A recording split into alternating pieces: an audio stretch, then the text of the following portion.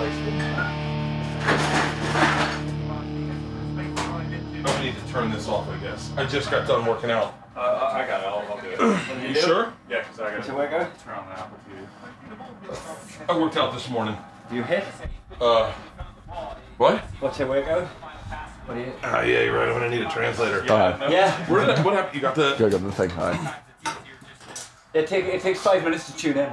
Yeah. All right. Yeah. Tell me about it. It's like suddenly just going. Oh no, it is. We find a lot with a lot of Americans that just for the first 2 minutes it's just.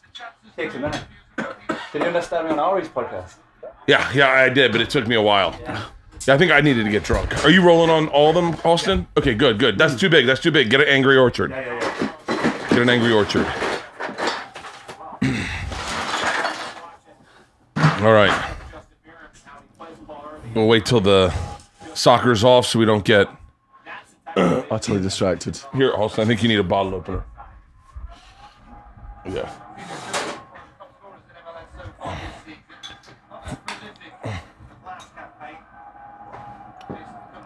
Hang on. We'll wait for it. You want me to do it? Activities. Apple TV. All right, now we can start. You have no fucking idea. Now it's a podcast. You have no idea the panic that ran through my heart trying to find a fucking cider. Oh, really? Dude, I woke up 8 o'clock. Priscilla woke me up. I planned my day out last night. Like last night I talked to Leanne. I was like, all right, I'm gonna get up. I'm gonna go run and grab some cider. I didn't even know. I've never heard of a cider. I've heard ciders. I've heard people go, hey, can I get a pint of cider? I've heard that people say that, but I didn't know what they were pouring. You didn't know it was a thing? I had never Angry apple juice. Okay. That's something that like high schoolers drink. Yeah, And I'll so, I'll still concede that. Okay, and so, by the way, I've never tasted a cider in my life. Oh, really? This is your first one? That's why I wanted to hold everything. But I'm so excited for this. I watched soccer this morning. Yeah. I feel so fucking British. You have no idea. So you've watched the sports. Did you punch someone during the sports?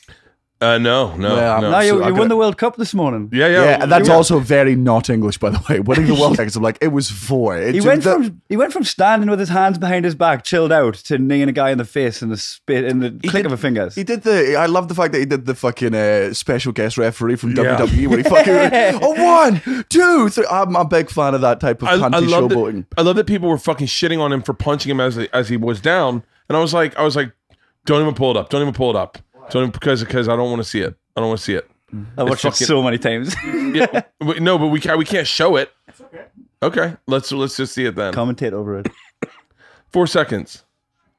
But they shit on him punching him after he was down as if they didn't know the rules of MMA. Yeah, he could have maybe spotted that. Yeah, they were unnecessary. He could have walked away. Yeah, but that's the sport though. Is that Mark Hunt would have walked away, wouldn't he? He would have just turned and strolled off. I definitely would have walked away because it feels bad to hurt somebody. Like I couldn't do that. Here's the fucking kicker. Couple weeks ago, I found out that Jorge Masvidal is this guy that I saw in a fight video, Ray versus Jorge. You can pull that up, Halston. Kimbo Slice used to set up fights in Miami. Ray versus Jorge is one of the fucking greatest fights I've ever seen in my entire life. Backyard fight. Backyard fights. The one that Kimbo Slice used to host on. Yeah, this is backyard fights and one of the greatest fights I've ever seen in my life. I watched this when I was a kid. This isn't like, so this is Jorge Masvidal right there is the one that's yoked. And that's Ray is the black dude. Masvidal's hedge. He's on he's steroids then, right? Yeah, absolutely. The size of him. Oh, nanite. Wait, that couldn't be. That's not the one I'm thinking of. Kimbo Slice is dead, isn't he? It's the rematch. It's the one where he's got the long hair. No. There's one where he's got long hair.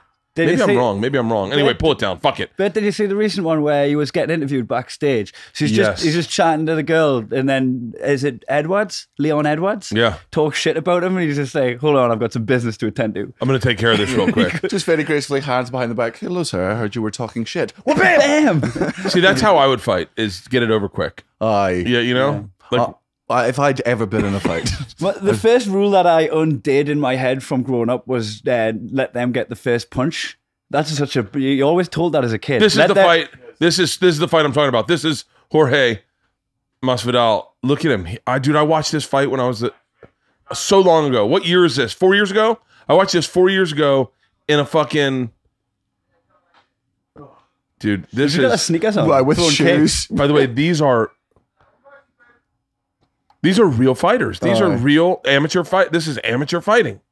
Now Jorge Masvidal is one of the best fighters in UFC. Who now has the and world here's him in a record. backyard. Well, yeah, Do you but- reckon this is like him watching his like old open spot videos? Dude, I found a picture of the first time I did stand-up comedy. Oh yeah. I found a picture of it the day that, and my girlfriend at the time wrote Bert's first stand-up. All right, you can take it down, Holston. I get distracted. As soon as the TV goes on, I stop talking to people and listening. I start Pay watching attention. TV. It's like the worst. Oh, but it's we all do it. It's the same thing. I can't go if my girlfriend takes me to a place where there's TV on in the bar. I'm like, you've fucked yourself. I'm just an idiot. I'm just going to watch. Who's the British comic that I heard this story about a long time ago? I think Steve Hughes told me. What's Steve Hughes up to these days? Oh, it's Steve Hughes. He's back doing stand-up He's and back doing stuff. stand up. I think. Did he take Yeah, some time off? I saw him in Yeah, yeah. Australia this year. No, he's doing well. What happened? Why did he take time off? I think he was in a pretty serious car accident, and then I didn't hear that. no, I just heard that he was just sat with tinfoil on his head, scared that the government were reading his thoughts and stuff. Man, I'll tell you what. He was the first one that was like, we were in South Africa together. We went to go write my number down on something. He goes, no. We're going to a gym. You don't give him your number. You don't give him your number. I was like, what? And he goes, no. Stay off the grid. I was yeah, like, that's Steve Hughes. yeah. Yeah. He used to tell me a story about some British comic that was obsessed with stand-up, and his girlfriend said to him, you know who I'm talking about? Adam Bloom. Who is he? Adam Bloom. By the way, if it's the story I think it is, then I think I've told stories about this guy yeah. so many times that he's reached out to me and said, hey, man, I don't really go to the States much. I appreciate you talking about me. Thank you very much. Yeah. But like, I'm probably never going to meet you. I'll probably never do your podcast. Yeah. But Hey. thank you. Is that the guy? Yeah, that sounds like him too. Yeah. Don't put anything up. Only pull something up if I say it, because I swear to God, Halston, I fucking lose so much fucking focus. Yeah. I stop talking to them and I start All you're watching doing is TV. you're jangling keys in front of a baby right now. That's Yeah. all. You're trying to get the baby to say its first word. You just go ha. So he went to dinner with his girlfriend was going to break up with him because all he could do was talk about stand up. Is that the guy? The story I've heard about Adam Bloom was that they were all backstage at his after the gig, and they're all just talking about. He's talking about stand-up comedy. His girlfriend goes, "Can you just stop talking about comedy for 10 fucking minutes?" And he goes, "Can you give me a light on 8?" Fucking. That's Adam Bloom. Yeah. There's so many great British comics. And then there's so many shit ones. There's so many shit ones in America. Well, this is what we've been saying. Like, I want to hear your assessment. Top 5% are the best. top 5% of American stand-ups are the best in the world. Thank you. Then there's another 10, 15. That is the compliment. Take It's it. present company. Take it. Right? Then there's another 15, I'd say another 10, 15% where it's like they are like really good on the way to being great. Your bottom 80% is fucking It's just too big a horrendous. percentage. That It's should be the- a smaller percentage of bottom. Like in the UK, we've got one or two are like up there with the fucking best in the world. Then we've got a solid 25%, and then the other 25% after that are all like average, could fucking hold their own. Yeah, it's competitive in the Then it's clubs. competitive, and then there's about two other, and then it's about 30% shit. There is so much bad stand up here, and I don't know what it is. If it's because the American audiences are so nice, it depends where you start. Do you I it's- think. Go ahead. Do you think it's because they've watched Seinfeld make it look easy just talking about his day, Well, I and then think- they come up and talk about the day, and their day is not interesting? Americans in general, I think believe they should be famous. And I think that the average American thinks I've got something special to give people. I think the average, maybe the average person, but I wouldn't say that. I wouldn't say like. I was in Australia and I was looking at, rugby. So they got like NRL, Yeah. AFL. They've got like 5 different types or whatever, and there's like 100 teams. Yeah, And there's only like a few million people in Australia. Like Australia's only the size of like California, I think, or something like that. Australia's huge. No. I meant population. Yeah. And then I started doing the numbers, and I went, wait, hold on. If you're 6'2" and not playing professional rugby in Australia, something's wrong with you. Yeah. And because I was like, everyone should be playing professional rugby. It's like jury duty out there. Yeah, it's like joining the Israeli army. Yeah, There's so many fucking teams. You just have to join. Like you hit 18 and they're like, I'm sorry, you got to go play for the Adelaide Dolphins this month. Oh god damn it! Come on. It feels like there's a whole league within Melbourne. Like There everybody- actually is. I think there's like not 10 teams in Melbourne. Yeah. And I was like, I was literally looking at that, looking around the stands, going, okay, yeah, everyone that's of age to play is out in the field, and then we're all the ones that are fat and old watching them. Yeah. And so, but I think that is the mentality with American stand-up. I think stand-up, there's so many. The common thing in America is like, I'll give you something to use in your act. Yeah. And so I think people believe, I think there's more people doing stand-up than should be, 100%. But here's the other thing I'll say is you can't take it away from the ones that really suck, because I have seen people that suck so bad, like so bad, become billionaires, millionaires. turn it around, figure it out. But that's the Not even figured out, just something happens for them and America falls in love with them. I can't. because you got a population of 300 million, so it's like in the UK, like it's Agree to play soccer this evening. I'm going to be playing Half cut. football drunk. This is fucking amazing. so you on board? Why wouldn't I get this at a bar at first thing in the morning? It's a summery drink. It's It is Yeah, it's a garden drink. yeah. It's a garden drink. It's a proper garden drink. It's fun that you sort of while on your Lilo, and it's perfect. It's a perfect hammock fucking drink. So do you see Yeah. this as a teenage drink here? Like, do you call them alcohol pops? Do you get alcohol pops? Yeah. You see, our beer. I mean, Underage drinking over here is the underage drinking in America is like 19 years old, which is hysterical. Yeah. Really? Is it That's 21, the age of that's drinking? not Yeah. underage drink. You can drive at 15. You can't drink until 21. Underage drinking is Crazy. underage drinking is 13, 14. Like that's what. well, if you guys have these on tap, Aye. how many calories are in this?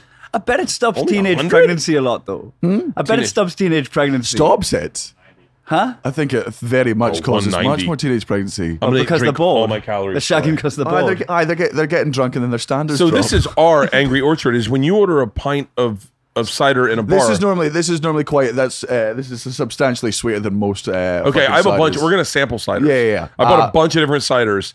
Is this a byproduct of wine? No. So basically, I don't know where cider originates, I but think it's like the Cheddar region, Somerset, like Aye. in the UK, like the Bristol. farmer accent. Do the farmer? all right, my lovers, I've got you to make you some bloody cider. Cheers, drive. That one, proper Yeah, fucking. that part This of is the UK. so tasty. It's very. Because I fucking remember tasty. being on a camping holiday with my parents, and my dad like bought a big gallon jug of cider out the back of someone's car. They were just selling it on the roadside with like a homemade sign saying like Oh, homemade. it's like the scrumpy. yeah, proper Scotch. It's like their version of fucking potato bath vodka. It's just like they know how to make very alcoholic stuff from just any fucking fruit that's fallen off trees. Really? Oh man, like when if you And usually even- bitter. This is Yeah, really 'cause you- sweet because Americans put sugar in everything. Oh yeah. with This sugar. okay. So this is American. Angry Orchard is from the Anheuser-Busch company. Is it?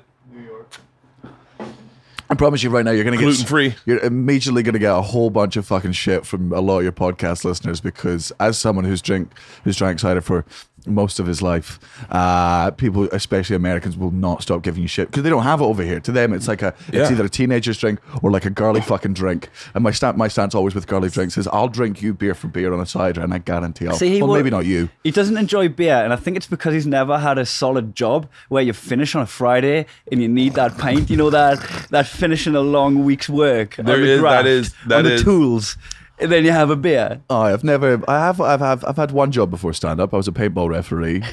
Paintball referee. Aye, not as fun as it sounds. I bet you got shot up by Sky Oh parties man, all the I got time. fucking lit up. Like like basically, a Christmas tree. it was my boss was like an ex-army commander who took over this fucking paintball place, and he only hired teenagers because had to pay them less. So it was me at 60 years old taking out groups of 40 grown men who were all armed with these fucking paintball guns, and I'm not armed with a paintball gun because I'm the fucking referee, and they're just there, and they're all on stag do's, which is like bucks parties and stuff. They're all shit faced on Yeah. fucking Saturday, and it's me and another spotty fucking teenager trying to command the respect of drunk cold cut Fuck people from fucking that. Aberdeen. Oh man, God, You look, should have just gaffer taped a bayonet on the end of your rifle. I just get a proper old school fucking. Just catching it in the sun when people start talking shit. There was one point where there was a local like I don't know what the juvie. They go, Yeah. hey, you've been good for 3 weeks. Here's some fucking ammunition, and there's like British comedy was a presentation. It was a little bit more of a play or a one-man show. And I remember we hated it. We were like, where's the fucking, they're not shooting from the hip. They're not flying off. They're not fucking with the audience. They're not punching us. It's all about wordplay and Narrative. narrative. And and now I feel like in 20 years, 20 some odd years, that American stand-up has got, I know for a fact mine has gotten more storytelling, more slower, more like even Tom Segura is less of this like Dane Cook high-end comedy, like high energy comedy, and more of like a storyteller. Yeah. But where did you see The festivals allow us to do that because in clubs you have to be punchy, that American style. You have to be every 30 seconds, every 45 seconds, hit because they're drunk. But Yeah. at the festivals, you get people that sit and listen. They're there for the arts, and you can express yourself in different ways. Yeah, Chill like, out a bit. It does dictate the fact that in America you can do the same 20 minutes of material for probably fucking 10 years with the size of this country. I did that hour of material I did for, I did in 2009. I did it for 10 years, and then I recorded that, and then I did the next set of material for like 8 years. Yeah. And that's when Bill and Louis came and said, we're turning over hours. Yeah. Yeah, we've been doing that since 2009. Yeah, that's what. So when over here it happened, like Louis C.K. and Burr were like, we turn over new hours every year, and every American stand-up was like, holy shit, that's such a good work ethic. We And just then done that off the top. And then everyone in the UK was like, yeah, that's what every year you have to have a new hour at the Edinburgh Festival, like because it's also such a smaller fucking country, man. Like you write the show, then you can tour it around the country, And then everybody's seen it. Everyone's seen your shit. You could probably go for 10 years here and you still don't mop up everybody. Like the fucking So interesting. So your Petri dish is just smaller than ours. Petri dish is smaller, and also because you don't have America's the only country because of the size of it. You don't have a comedy festival. Like there's the Edinburgh Comedy Festival, there's Melbourne Comedy Festival, there's Perth Comedy Festival, there's Adelaide, all in Australia. There's the Leicester Comedy Festival. There's lots of comedy festivals where they go, hey, you're going to come here and you're going to do a fucking hour's worth of stand up, and then you record it and sign it off, and then you record it, and then you go to Edinburgh with it, and you try and get the best reviews, you get the best awards, so that you get picked up for a fucking TV show. And if you don't from that fringe, you tour that show, you bin it, and then you do a new one and you start again. And because everyone does it, that's the standard that's been set. You can't really. We've took a year off this year. Yeah, this is the first year in First 10 time. years I'm not doing the. Well, I am doing the festival, but not with a new show. I'm just doing my old show. So because of Netflix, we've got to expand and do this tour for 2 years instead of one. Yeah. And then even that's starting to like you've got that pot of people who need a new show now. So wait. The tickets again. When you're touring, are you touring Netflix material? No. So New material. This is new material. Yeah. The second is out on Netflix. Yeah, man, that's another thing I get on line a lot. Just you suddenly realize how fucking stupid some of your fans are. Is they'll come on and be like, "So is the show you're bringing to New York? Is it the same show on Netflix?" You're like, "Yeah, that show that you can see for free on Netflix. I just rebranded it. I've rebranded it and decided to charge you all $40 to come see the same material. You fucking morons! Of course it's called a different show, Dude, Like, I have people say, it infuriates me because it's the same thing about fake news. Yeah, man, went to Bert's show. He did the same shit he always does. And I went, no, I didn't. I didn't do one joke. I didn't do one. When I shoot a special, I retire everything immediately. because of course. I take that back. What I do is I take that back. I don't take back mine. I do that. I do that first. I do a few like friend shows where I'll go out and tour with somebody, and I'll do probably I'm meaning I've recorded the hour, but it hasn't aired yet. That time between recording the hour and it not airing, I'll do some materials on the special and then new stuff, and then once it's aired, it's all new stuff. Yeah. The second it's aired, I need another fucking angry goddamn orchard. Can you get past me another goddamn cider? Those are so fucking good. That's not real. Gut rot. So much sugar and stuff. Oh, that's okay. Leanne's bringing lunch for us. Don't do that with your teeth. I don't know if I should. NHS, baby. That's free someone under healthcare. 30. Woo! Once you get over 30, you stop opening bottles with your teeth. You start thinking I might need them. I don't know whether I should share with you what Leanne's bringing for lunch or just let it surprise you. I think to be surprised. Oh, by the way, There's so much you don't eat though. I It's know. a gamble. That pizza casserole the other day. Yeah, I had some of that. It's fucking very good. Yeah, right. I mean, Pizza quiche. It's a quiche. Pizza It's a pizza quiche. It's a quiche. pizza quiche. Pizza quiche. Say that again? Fucking hell. How strong is this? Pizza quiche. It's delicious. I mean, it was one of the most American things I've ever eaten in my life. But I mean that with the highest level of praise. That's the towards only it. way I've seen anybody get him to eat eggs. He doesn't eat eggs. He Really? eats the Yeah, chicken period, periods. innit? Dude, it was fucking amazing. I changed my lifestyle yesterday or the other day after 4th of July, July 5th. I was like, I'm gonna be in control of myself, and I ate so fucking good. 1,800 calories yesterday, and that's with booze, right? Yeah, didn't lose a pound. Woke up this morning, didn't lose a pound. So I was like, fuck it, totally am what to get for lunch. I was like, we'll have some ciders, and I'll start it again tomorrow. Let's talk about Jim Jeffries for a second. Yeah. Because Jim Jeffries came here like a fucking wrecking ball, like literally destroyed America. And I know you guys thought he was good over there, but I wonder, do you think the reason he was so good over here is that he had been turning over hours so much that he came into a place where we were treading water and he could do the butterfly? And he was like, wait, you guys don't do the butterfly here? Yeah. I think it was more like the fact that he had, by the time he came over to America, he would have had like 3 shows, 3 hours under his belt, and they would have been fucking tight hours. So he comes over here where all he has to do to stand above 80% of the stand-ups here is have a genuine set-up punchline format, which is because he started in Australia and in the UK, he was scared of his audience when he started, as we all are, because if you don't make them laugh in the first 30 seconds, the gig is fucking over for you.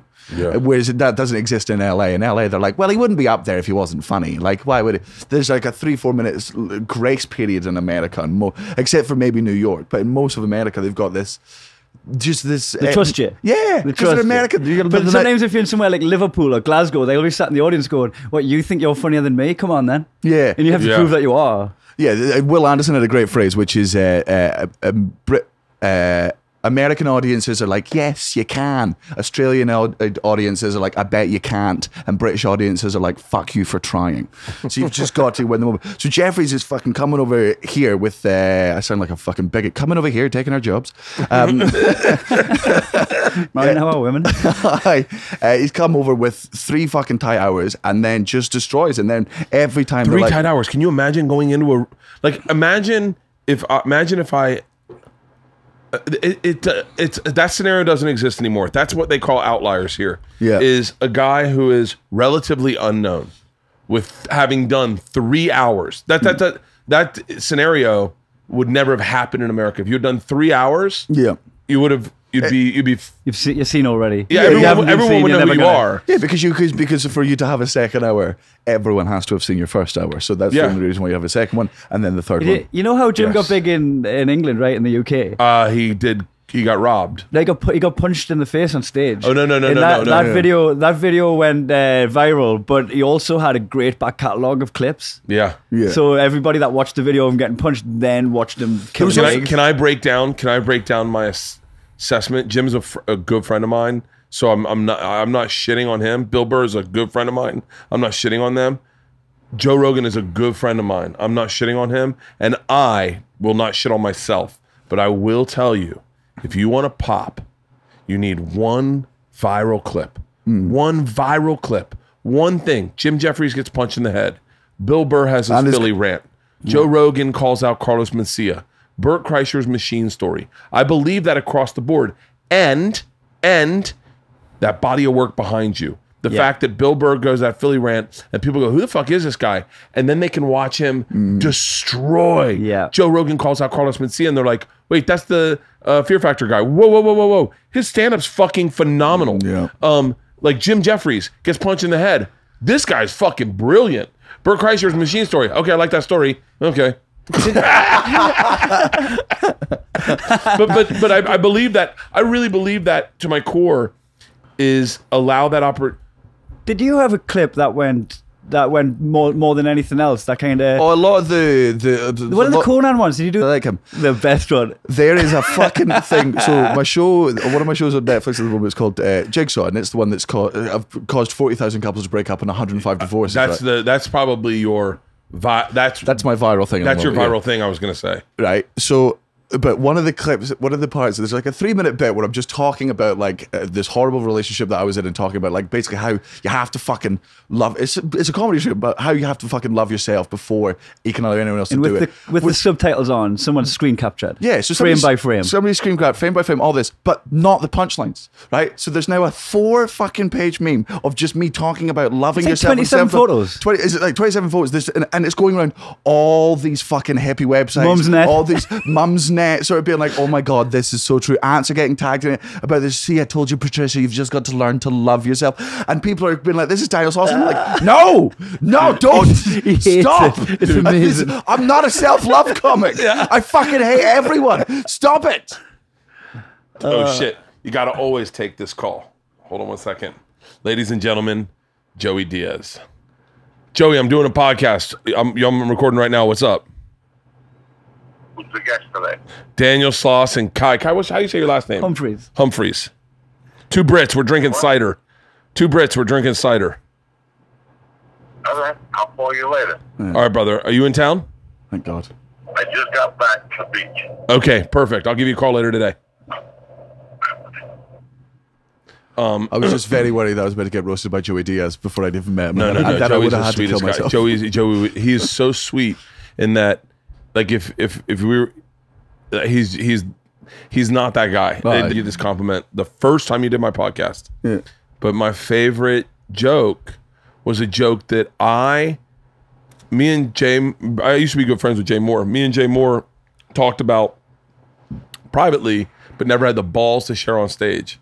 Was he ever fantasize if your wife dies? And I've thought about it a million times, but I've never had the balls to take that on stage. Because there's a meanness to it, but the way you did it was so brilliant because you allowed us to say it before you said it. Yeah, well, it was one of those things where it was just the reason you couldn't say it is because you love your wife, so that's why you couldn't say it. But the person I'm talking about, I fucking hated, so it was much easier. And then also, you suddenly realizing that the great thing about stand-up is suddenly having these horrible thoughts and being like, oh God, I bet I'm not alone in this. And then you go on stage and you say it for the first time and it's very nerve-wracking because if they don't laugh, you're just a psychopath. That relationship I've done that so many times. You ever cuddle with your dog so hard your dick gets hard? Okay, write that down for me. I might put that in the act. It did not go over well in Australia. You think everybody's going to relate to you. You realize you're Did you ever pick your nose so hard you come? What? No. I tried to write a joke yesterday, all day yesterday, because I said a joke to Leanne and she just goes, wah, wah. And I go, Oh, that's a brutal but such a great thing to have. it was such a great joke. The joke was, the first joke I wrote was, we were having sex yesterday morning, and as I came, the cuckoo clock went off. By the way, as you guys walked in, the cuckoo clock went off. That's why I went punctual. And so, but it was the second time that week that I had an orgasm and the cuckoo clock went off. And I told Leanne that, and I go, that's the second time this week that I've had an orgasm and the cuckoo clock went off. She goes, we've only had sex once this week. I went, well, I know, but... and then she went, wah, wah. And then I said, my wife wouldn't know a good joke if it farted on her tits. Anyway, I farted on my wife's tits one time. I was trying to write jokes. I had a great... with the cuckoo clock thing, if it happens a third time... Now it's associated. It could become a Pavlov dog type thing. Yeah, so when we walked in, you jizzed when you saw us. Cuckoo clock went off. But now maybe the next time you hear that noise, you'll bar up. You'll just... I love having a cuckoo clock. Do you? It doesn't go off at every fucking... It's not every hour. Every hour on the hour. Even during the night? In the middle of the night. It's awesome. It Why? is awesome. I love it. Actually, I don't know if it goes off in the middle of the night. I've been asleep. But I love it. I love it. There's certain things in life I absolutely love. I love having a good Yeti cooler. I love having a good cooler. Like a nice cooler. I like having a really nice vacuum. Like a good vacuum. You know that when you go to vacuum, you get excited to vacuum. Yeah. You're like, ooh, I'm bringing this bad boy out. Decent showers always one. Great water pressure. Good headphones. Bose headphones. I have the greatest headphones in the world. I have Halston, please pull this up. I have Ultimate Ears custom in-ear monitors. Do you know what that is? Nah. I don't. It sounds very sciencey. Oh, get the cuckoo clock ready. We're all going to be coming. This is the greatest headsets. So what they are is go to the $1,300, $1,400 ones on the they are built to the. See if you can flip around and see other. Oh, those actually aren't those. What are those? Hold the fucking phones. They look. Hold on. From the future. 1 second. Are they wireless? Bluetooth with mic? Shut the fuck up. Oh my God. I have no idea what we're looking Go to at. Ultimate Ears, and basically they are custom in-ear monitors. You go to an audiologist, and he does a mold of your inner ear canal. Then show them this. Then there are 4 speakers inside. You've got low mids, high sonic filters, 3-way crossovers, dual balance amateurs, single mids, high singles, To me, all this in is- one fucking earpiece, right? And then I can't believe that they're fucking wireless now. I just was talking about how I want them to go wireless. And they build them to your inner ear or your canal so no one else can wear them. They're only wearable for you. Those are the ones I have on the right. Those are the ones I have. And you, hold on. I got to call Ultimate Ears. This is changing my life. I know what I'm doing I feel like right this, fucking now. I feel like this is just such an expensive thing for me to lose. Like when I look at I've never lost a pair once. no, Yeah, when you spend $1,400 on a pair of headphones, you definitely track them. Yeah, this is true because I thought I had a good pair of headphones until I saw them. I just got the Bose QC35s. When you put them in, and I'm not going to lose them. dude, when you put them in, you can't hear anything. So they close your ear canal so that it's silent. Once you put them in, it's silent. When you turn on They music, earplugs also. they're like earplugs. Yeah. So when you get on a plane, you put on, say, like put on a podcast or whatever. When the podcast turns off, you don't hear anything. It's just silent. You just hear silence. They're the greatest. I bought them when I was 37 years old. I've had them for 9 years, but I've had 3 pairs because I had one. What happens is you can break the those new fucking cables that go in are game changers. I'm buying those immediately. But good headphones is an absolute must. Absolute must. I've now accidentally got good running shorts because I left my running shorts in a hotel.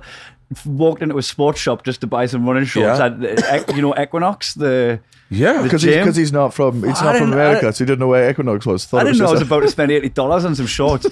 You bought workout gear at Equinox? Oh my God. So I'm outside and I'm such By a the way, I fucking just said it idiot. the way you Equinox is what we call it. Equinox, yeah. Equinox. So I went outside because I'm going to pop into Equinox, and I was like, I know what it is, but I'm just like, all right, I guess he's trying to into find like running. a week-long membership or something. Fucking So wait, weird. you run?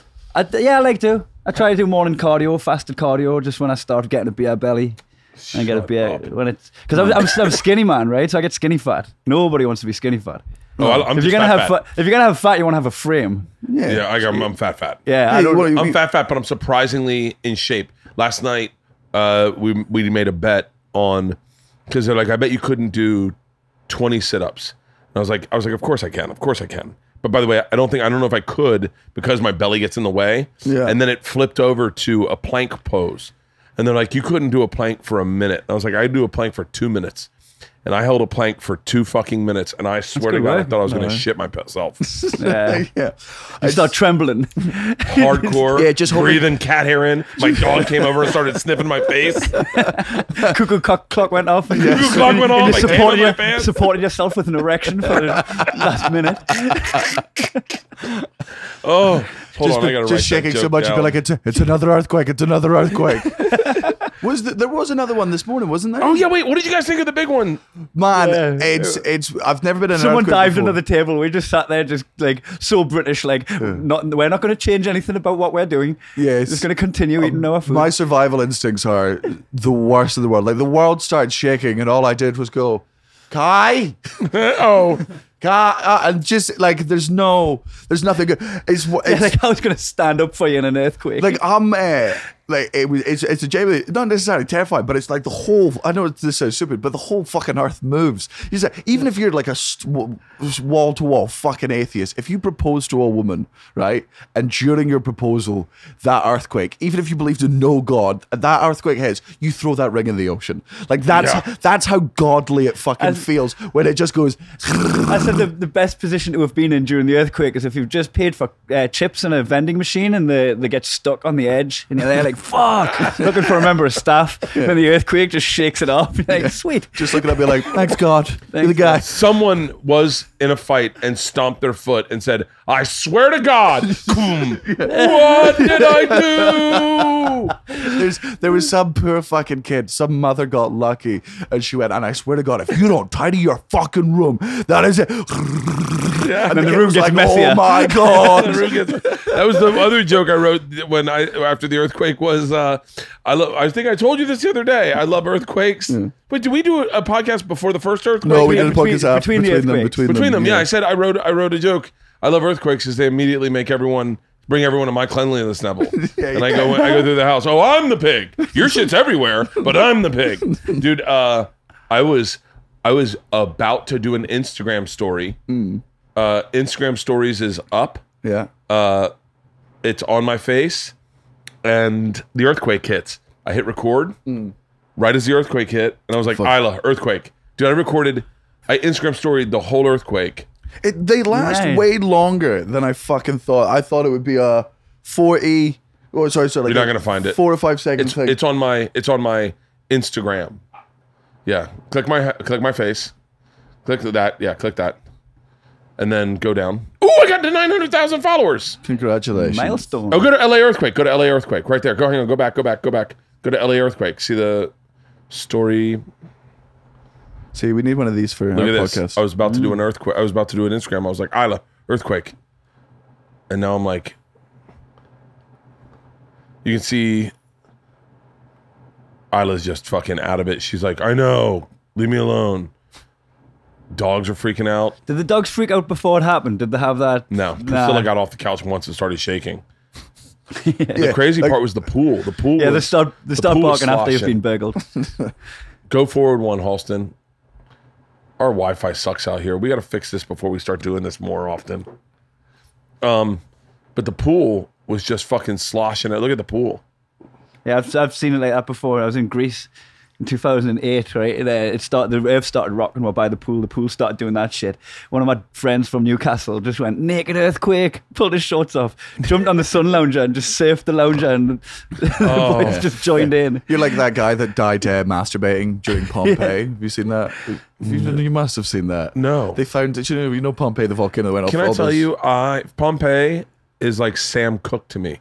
Like Sam Cooke, he either got shot while raping a woman, or they said he was raping a woman and then they shot him. I don't know what it is, but I never really did the backstory. You know, ish. I know kind of there was a rape involved and, And a someone got shooting. shot. Yeah. Pompeii, I remember there was a volcano and everyone was frozen. Yeah, so basically, volcano. I can't remember when it went off, but it was Roman fucking times, and big ash clouds just suddenly comes down and just essentially not freezes people in place, but locks them in place because they die. They're cements frozen, them. and then it sort of cements them because the ash goes over. They found that he is. This They guy's uncovered jacking off. Yeah, because there's nothing you can do. Like they knew That's not that's he probably was fishing. he was. How do you fish? He was pleased. Okay, really, ready. He was Let's playing the air pretend. guitar. Let's pretend someone's about to walk. That okay, the earthquake hits. Yeah. But you're his mom and you walk in there. What's your defense of what? Mom, I'm practicing my fishing moves. Oh, it's just.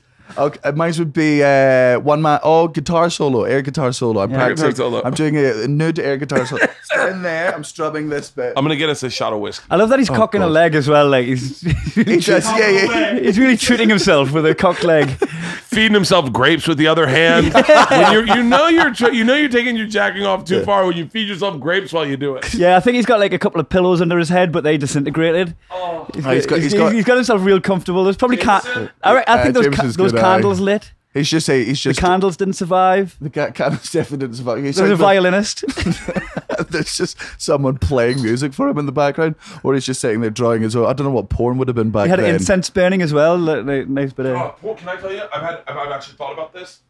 I wonder if there was ever a guy who just jacked off to a vista. To a, A view. Just got on top of a mountain. Was like, this is so fucking hot. oh, yeah, probably. I mean, where's the weirdest place you've wanked? Let's play this game. Outside a Jiffy Lube one time. I've wanked in traffic. Oh, I've wanked. Oh, I haven't done it in traffic. I've done it on an interstate a lot. Or just say fast moving wank. Oh, yeah. Like, well, I mean, in college, you drive Tampa to Tallahassee. This And is if you drive it like 4 in the fucking morning, you're like, I'm definitely going to jack off to get that hour through out of the way. Man, if you're driving like fucking 70 miles an hour, semen leaves your penis at about 30 miles an hour. If you hit someone, that's 90 miles an hour semen. That's a fucking headshot.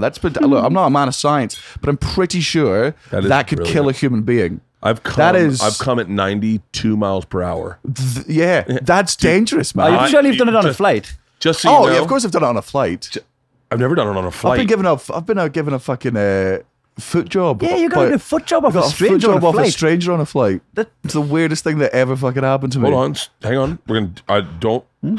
Let's put a pin in this. Okay. Let's pour these little baby shots. What we're gonna do is little baby shots just to Those- accelerate. just so you know, those are normal size shots where we're from. Yeah, we had no, tequila we're gonna go yesterday. half. We're gonna go a little halfy. Great. Just because I don't want to go out of control. Yeah. We had to gulp the tequila. But I want to have a shots. It's little meant to be buzz one when shot. Leanne comes back with the food because I want you to be a little buzzed to eat it. So we're just gonna do little baby shots, Thanks, man.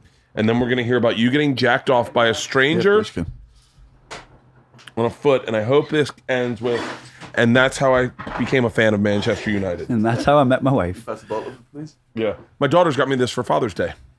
It's the golden owl. Yeah, my owl's my spirit animal. Okay. Have you noticed there's owls everywhere around here? I have not. Oh. Yeah. Well, I mean, now that you mention it, well, I Yeah. can see. Well, I say everywhere. I can see 2. 1, I still haven't 2. spotted one. 3, right there. 4. Where's the other ones?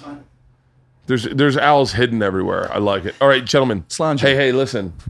Slange. What's that mean? Just Scottish for cheers. Oh, slange.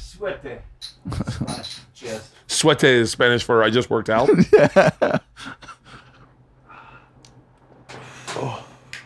Lovely. Chase it with a little candy. Yeah. So- Yeah, we would. Oh yeah, let's do it. Let's do it. You're flying to. I'm flying from America. We're about to go. Remember the other day I was talking to you about fucking Benidorm? Maybe it wasn't. Benidorm's a place in Spain where we. Yeah, all you told go- me about. Yeah, You told me about that. Yeah. Scummy fucking place. I'm about to try and get the flight back to Edinburgh to fly to Spain. Like, I'm Benidorm ve- is the 80s. Picture Yeah. the 80s. Yep. It's Oh, he Benidorm. told me all about Yeah. it. Sexy beast. So we're I'm flying back and then Oh shit! here we Leanne go. just walked in. Oh my god! You Here grab we the door go. for her? You know what it is? I do not. I can see. Oh, you should already know what it is by now. You should already know what it is by now. Oh, you don't know what this Hi. is? Do I think I might? They look like Krispy Kremes. They looks like. You've never had In-N-Out burger. Oh, I thought. This is. I tried to get us In-N-Out burgers yesterday, but there was none near us. So you've. Thank you so much. So this is In-N-Out burger. Babe, grab a mic and. Is there another mic in here? Here, come sit with me for a second. These are. So these are In-N-Out burgers. I've been telling him about them all week. You've been hearing about them all week? I've been telling him about them all week. Thank you Oh, so they're much. still hot. Let's work them. Let's work them while they're still hot. Here you go. Here you go, Halston. Here you go. There's fries here if you want fries. You're the best. Fries. Thank you so much. Yes. So this is an In-N-Out animal style. Okay? So this is a double animal style. It has got everything on it and some mustard and some everything. It's fucking the greatest burger in LA. So take a great. bite and give me your review. I mean, it's amazing. It's very American. It's exactly what you want it to it's be. the best. It's very American. It's like one of those ones. It's only in American TV shows and cartoons when you're growing up do you see food that's too big for your face. Like they don't really make it like that in the rest of the world. It's only it's like literal times when they go, hey. I've never seen plates as big as I see in the States. Like it's amazing. The way you do food is There's so much surplus. oh yeah, it's everything. Like we were having a fucking like the size of breakfast I had the other day when it was like sausages, bacon, eggs, hash browns, and then 1600 like a calories. huge thing like that. And then Lumberjack. halfway through she goes, "Oh, sorry, I forgot your pancakes." And you're like, "This fucking country, man." That's okay. This is one of my favorite burgers in the world. That's why everybody's fat here. Not, but why I'm wouldn't the you only be? one in this room fat. No, I made in the U.S. Hey, babe, have you ever had a cider? No. Take a sip of this. You're going to have to try and find your new favorite beer. Oh, watch this. He takes all the salad off his burgers. Oh, does he? I'm too Scottish. Don't eat vegetables. He does like surgery on his food. Oh, it's really good. Right? Love- That's love it. cider. They brought that, and we brought In-N-Out. Nice. Good combo. Oh, you're like falling all over yourself. It's so gross. Okay, can I go now? Uh-huh. I love you. Enjoy. Thank you so much. Yeah. I love you. Off you go. I love you too. So She just made 2 friends. I would I'm die gonna murder this, and then if you guys want to take a break on yours, you can. But I'm gonna murder mine. I can't. I'll just tell you my story while you're eating. Mm-hmm. So, my flight back is basically delayed to a point where I would miss my flight to Benidorm. They cancel the flight. I'm all fucking stressed out. I have to go to the other side of the airport to try and book a new flight back fucking home. I'm on the phone to my agent just being like, any flight, regardless of what it costs, if they don't replace my flight, even if it costs, she was like, the only other flight back is in 3 hours and it's $3,000. I'm like, just hover over the buy button. I'll get to the counter. We'll see what happens. Get to the counter. Much to my surprise, they're so fucking lovely. Like, hey, it's our fault. There's another flight in an hour that we're going to put you on for free. It's British Airways. It's a better fucking airline. It's going to get you in earlier. I'm like, everything's coming up slots. Go to the business lounge bit. They give me this business lounge pass. Apology for all the inconvenience. I never do business, so I'm just drinking all of the free booze. I'm having the time of my life. We get on the flight, and it's fucking dead. It's quite a quiet flight. So I'm in the middle 4 seats. Is me, and then a small Filipino woman, empty chair, old man, and then a family of 3, like across the aisle. I sit down, and I go to put in my seatbelt, and the Filipino woman goes to put in her seatbelt. We both go for the same thing. We have a little bit of a laugh, being like, oh, look at us, go for the same thing. She's about 32, 3. We speak for maybe 30 seconds. I find out that she's flying back to the UK so she can go to Norway. That's where her kid is. She was just having a holiday. How old are you at the time? I'm 24. She's 33. Okay. Right. So the shark come and bring down the booze, and she's like, "Can I have the I champagne?" guess Filipinos are hard to age as well. She was probably 50. Man, this is the one thing I want to clarify when I tell this story is I don't believe this happened and it happened to me. This is such an unbelievable story that I don't think it happened, and it happened to me and I was there. Okay. They bring down By the way, it booze. should be noted, I ate my burger in less than a minute and a half. Are you finished? I murdered it. Wow. That's the problem with me. Keep going. Keep going.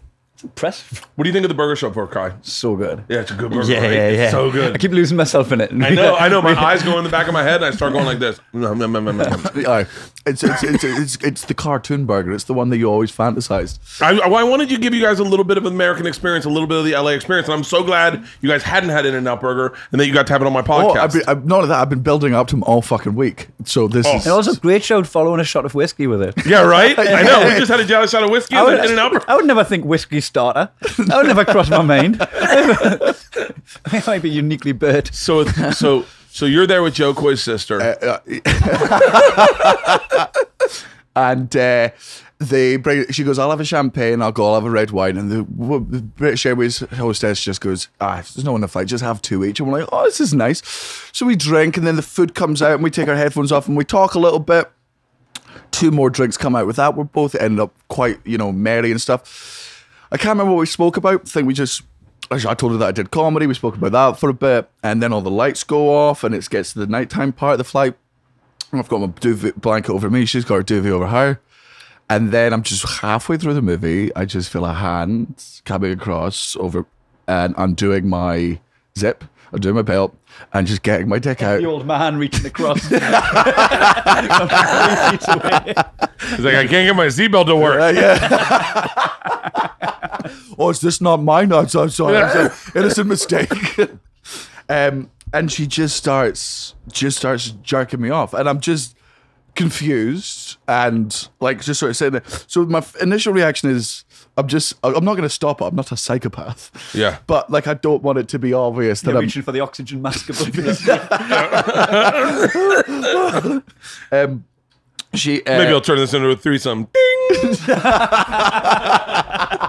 just be like, I'm sorry, can I have another 2 champagnes, please? I'm gonna need some napkins. Ding! God, I want to imagine how much trouble you would be in if you took the exact same gamble she did. Right? It's like you just start attempting You know, to. there's a lot of guys that have done that. So she starts, and my thing is, I'm just keeping up the blanket up there, just so the hand movements don't seem obvious in the dark. Yeah. And she's not talking to me. She's not doing anything. She's just doing that, going away. I have a not so proud thought. Well, I'm not proud of it. It happened. I was just like, oh man, I'm like, this is great. This is real good. This is unbelievable. Like, in what world would this fucking happen? Double check that she's a girl. Not proud of that thought. Not proud of that thought at all. You Not- have to double check. But I was like, this is one of the best things that's ever happened to me. The only thing that would make it. Profile that. Yeah, I did. absolutely I did. profiled the And it Filipino wasn't. woman. I'm not proud of the thought. I'm not proud of the fucking logic. But I've changed. I've grown since then. I checked. She had a very lovely vagina. You checked? Oh yeah, absolutely checked. You went over and felt her? I went over there, started playing with her for a bit. Couldn't really get the angles right. Like it's not. You know. But did you just do You a never check? want. It's like it's like you're like at that angle. You're doing it with Did the you say a subtlety of few? what? Did you say few when you said Yeah, audibly. Oh, no, yeah. So there's I did it in the way that, you know, like with the same sort of casualness but respect that a bank teller does when they're being robbed. It's the secret emergency alarm. I'm doing it with like you know, this- by the way, my brain was racing for the analogy of what you were doing, of what that was. And yep, yeah, I got it. It's, I got it's it. It's fucking perfect. Just a little emergency alarm there. I then come everywhere. I'm gonna. It's all in the fucking blanket sort of thing, and I sort of like I have to ball it up. Quarter of a gallon. Just, Yeah, just. I stuff it under the chair in front of me. you stuff her under the chair. Your job is done. Thank you. Just put them in the overhead Yeah. bins. I do. It's like when you crush a can on your head after drinking a beer. The second I come, I crush the woman into a small compartment, and then I completed her. She's finished. She starts laughing. I start sort of laughing, giggling. Like it's all still dark. Nobody's been woken up. Now there's only one blanket between us. She see what I've done. She's like, we can share the blanket, and I'm like, well, fucking, it'd be weird if that was your line. Can we share the blanket? No, that's a little bit too intimate for me. So we start sort of snuggling a bit. She's just lying sort of there with her legs over me there. I'm watching the movie, like she's watching her movie, and then about 30 minutes later, and she's lying there, like there, legs across. I feel my dick coming out of my pants again, but her hands are there. I can physically see Got her. her hands up behind her head. Like, Yeah. Her hands are Wait working till the you old see what I can man. do. They call me Pele back home. Working the old man. She's She's doing a double whammy. Working the old man. You had a threesome with an old dude. That's what this story is. No, look, he was 3 chairs away. So at that point, she was just, she was just doing it in shifts. And she started with her feet. I've never had a foot job in my life. up. Man, she gets Did my you take her dick. socks off? Yeah. Barefoot job. Yeah. Did you keep her socks? Wait, were her shoes still on? Yeah, she was, Well, you she just was like keep wearing lifting, heels. It was where you keep lifting the awful. blanket and spitting on it just because it's dry. And Just- She was wearing flippers. she had really sweaty feet, so it was nice. Yeah, she had Crocs, so it allowed Oh, sort of just Wait, flop oh my between god, them I am fucking. So wait, with her foot, oh, man. can I Yeah, tell she's you wearing the boots, high heels. the line should have been? This was how she would have known she had a sense of humor. After the first hand job, as soon as you come, she goes, "Now I get the armrests." Oh, so you come from her foot? Yeah. I've second- never had a foot job in my life, but like Second time as well. a second time in like it's 40 minutes. Just because it's the excitement of it, man. So again, like the second blanket is like ruined with more cum. I have to stuff that under the thing. I then go into the bathroom, right? And I'm just in the bathroom, just sort of like wash myself off, and I catch myself in the mirror, and I just start laughing at myself. I say the words to myself. I'm like, nobody's ever going to believe you, because man, she's Filipino. That's the lie you make up. Yeah. Like, oh, I'd sex on a plane. Oh yeah, where was she from? She was Filipino. Like Yeah. that's the go-to lie that you make up. It was probably a dude. Nah, checked. Yeah, checked. just no. Checked it wasn't a dude. You know what would have been great? As you were boarding the plane, you realized the whole Filipino circus was behind you, and she could do everything with her feet. She walks out on a handstand. Yeah, that's she gets her carry on from down above and Oh, opens up. fuck. She gets it down with her feet, open it up, and just a contortionist gets out. Ta-da! I heard you two had fun. Yeah. Would you have told this story if you went to check and it was a dude? Yeah, If you reached in and I you wouldn't. just grabbed his cock. I wouldn't have told it as quickly and as with much bragging behind And the it. story wouldn't have ended with, and then I got a foot job because you would Yeah. probably have moved seats before then. Aye, yeah. Yeah. I said to Mark Norman one time, I said, "What's the gayest thing that's ever happened to you?" And he goes, "I got jerked off by a guy on a bus." And I went, "Okay, I want to hear that story." it's pretty gay. I think things have shifted a tad bit with the Me Too. I think sexual assault still is absolutely horrific. But I think there was a period guys were afraid to share any story because everything came off like, "Whoa, what the fuck did you do?" And I think that shift has happened a tad bit, where where it's okay to be. I think it's always been okay to be who you are. Yeah. I think there was a period where guys were like just keeping their mouth shut because they were like, I don't want to sound bad. I don't want to like. Which isn't necessarily a bad thing. Like there was this whole who was that fucking swimming rapist?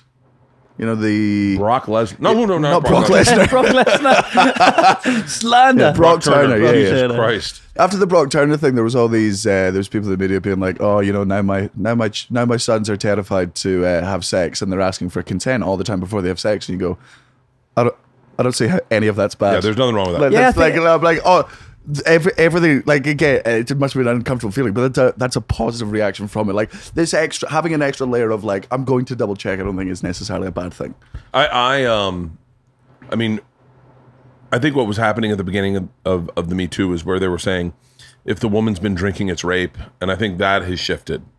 I think now they're going, hey, people are people. Women are going to drink. Guys are going to drink. Yeah. They're going to have drunk sex. Yeah, I think actual people who'd gone through actual Me Too assaults would see the people who were like any person that was like, if you have sex with a drunk woman, that's a rape. People who've actually been sexually assaulted are like I find this incredibly offensive. Yeah, the people that don't compare what I went through to that. The girls who drunkenly cheat on their boyfriend and then like put it down to that instead of shouldering the blame of the infidelity. Yeah. They're really shitting on the girls But who it's- have actually had an issue. but there's such a small percentage of them. Yeah. It's a very small percentage. It's like what was the they had the four-handed condom you had to open. Did you read about that? No. They had the four-handed condom. That's it. So that it was called a consent condom. So in order to have sex, you had to have four hands to open it. And women came out and they were like, "Hold the fucking phones." That means they're gonna bring the bros in. Are you saying that like I don't know what their argument was. All I know the joke I wrote is there's no way that in a train where it's like three guys and they open it and they're all gonna rape them. There's no way that someone's like in a gang rape. I don't think the last guy's like, guys, I'm gonna throw on a condom. I don't know where everyone's been. Yeah, there's some of the stuff they come up with to sort of countermeasure. It's a lot of times it's just companies trying to fucking virtue signal, be like, hey, we know this is a problem, but Virtue signaling is so gross. and I never do it. Every show he's ever written. Oh, that's so fucking funny. I call you Tinder feminist. You're a feminist for pussy. I used to say it. Okay, so that is we should probably get a smaller glass and sample that one. That's a strawberry cider. So there's some smaller glasses back there, maybe. I don't know. I filled this place up with glasses. I never really drink back here. No. Yeah, there's even smaller than that though. Oh yeah, that's fine.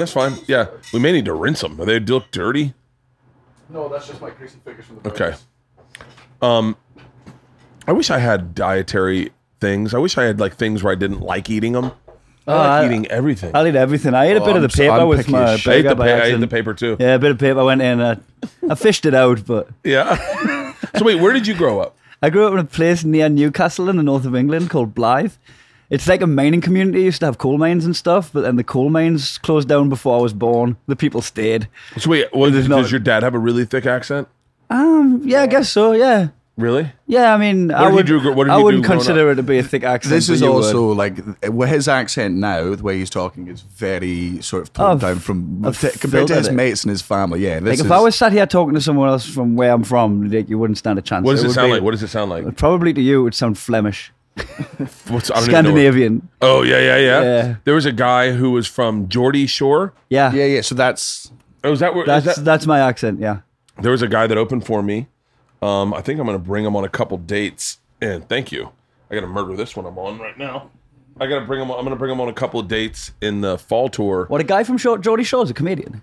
In Australia. His name is Rory something. Rory Lowe. Yeah. Dreadlocks. Yeah. Yeah. Very I've nice given him guy. a few names. Very fun to be around. Yeah. All you I need don't think he wasn't on Geordie Shore though. No. He grew up there though. Oh right, okay, yeah. And he got rid of his accent. And me and Gavin, was my tour manager, were like, you should go back to your old accent. It's so much better than the new one you have. Yeah, he's got like a hippie kind of like slow speaking, like almost like the accent that comes with weed. Yeah. He carries that with a Geordie lilt. There is the marijuana does have a global accent. It's like no matter where you go in the world, you can always tell who a stoner is by how they Stretch your talk. vowels. Can Yeah. I show you I thought about you guys today because my friend Chris Stefano and Giannis Papa, I love Chris Stefano. they just shot a video on Instagram. Can you pull up Chris Stefano's Instagram? And this is so funny because I thought, I bet people hear them talk. This is how they talk in real life, but I bet people hear them talking and go, oh, that's what, like someone from Scotland would be like, what the fuck is that? But the way they talk is so fucking funny. It's on Giannis's or Chris's, Well, there's a good like it's Chris D comedy, I think.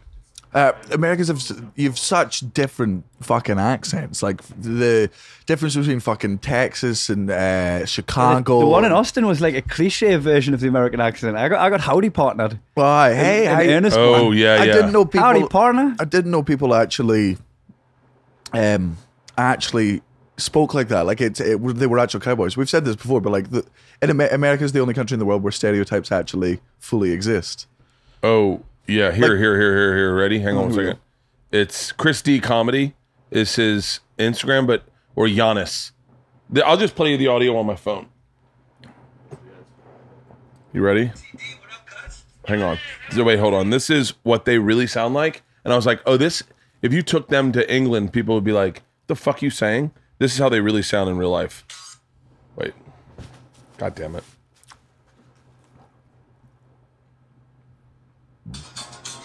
Okay, well, not play. Yo, Chrissy D, what up, cuz? Johnny, what up, cousin? Yo, what up, legendary boxing trainer, Cuz D'Amato? Where you at, cuz? Kazakhstan, where else? That means you're on Shore Road. Obviously, it's a beautiful day out. We got beautiful views, we got the beautiful skyline, the beautiful... Do you hear an accent? Do you hear his accent? I do. It sounds. Is it different? Sounds different than me, right? Man, I'm burnt out. You want to stroll? Maybe get a For crib? me, it's more. Maybe get a For me, it's Generic? Yeah. For me, it's more the words they use are different as opposed to the. Oh, it sounds. Oh, dude. Oh, I was just talking about this with someone.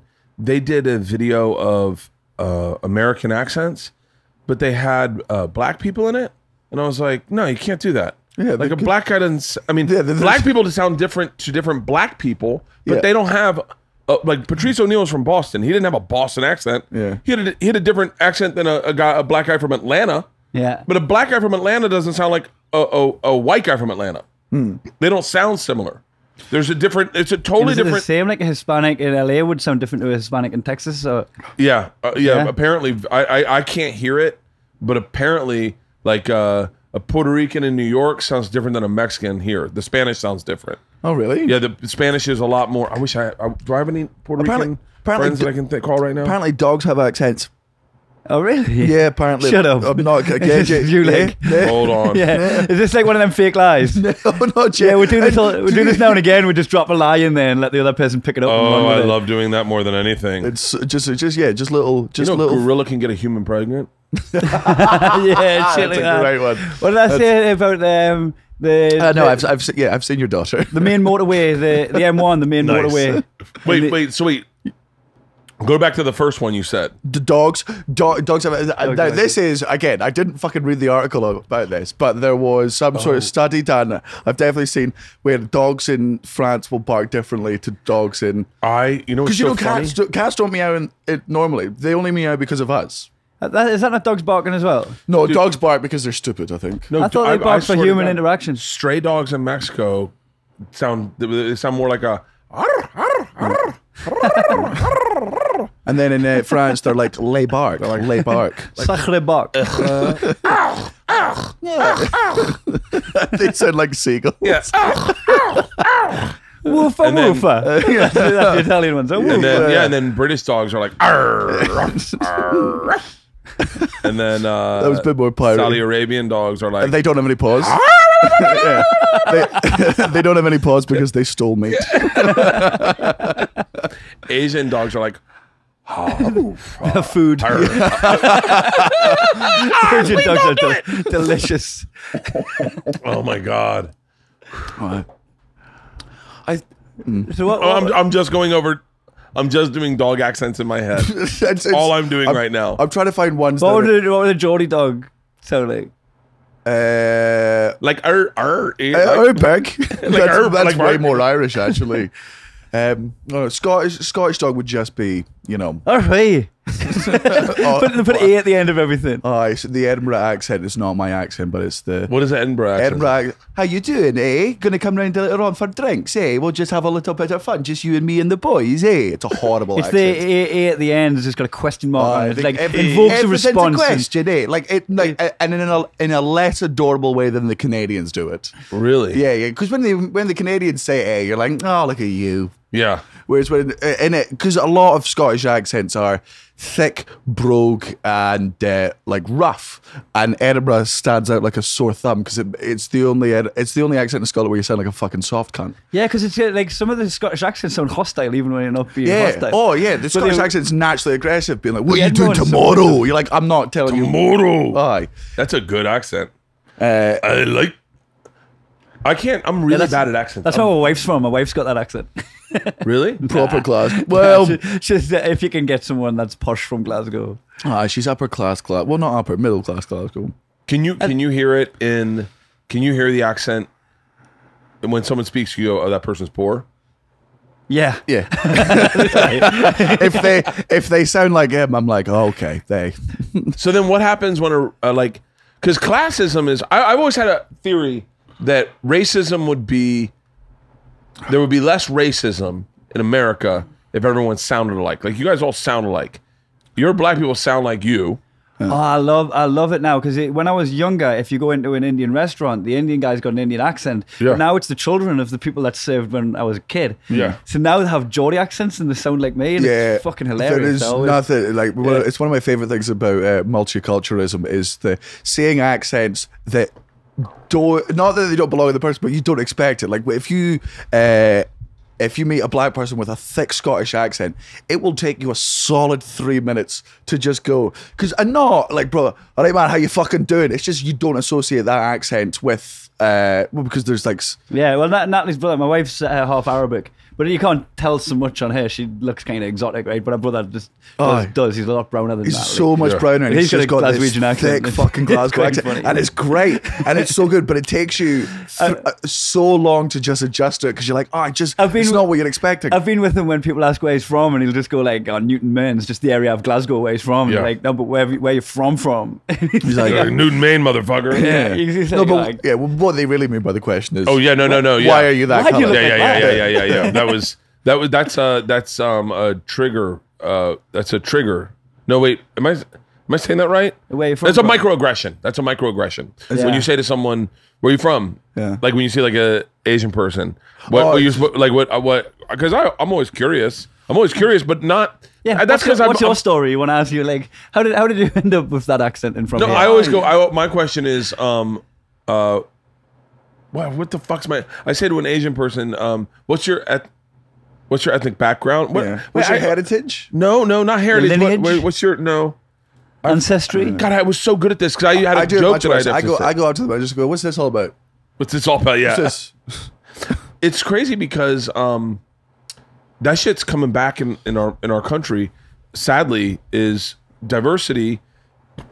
The point of the thing with diversity, I think, in our country used to be, let's all be the same. We're all gonna love each other. Let's not see color. And now people of color are saying, no, see my color. I want you to see my color. Pay an late- interest in it.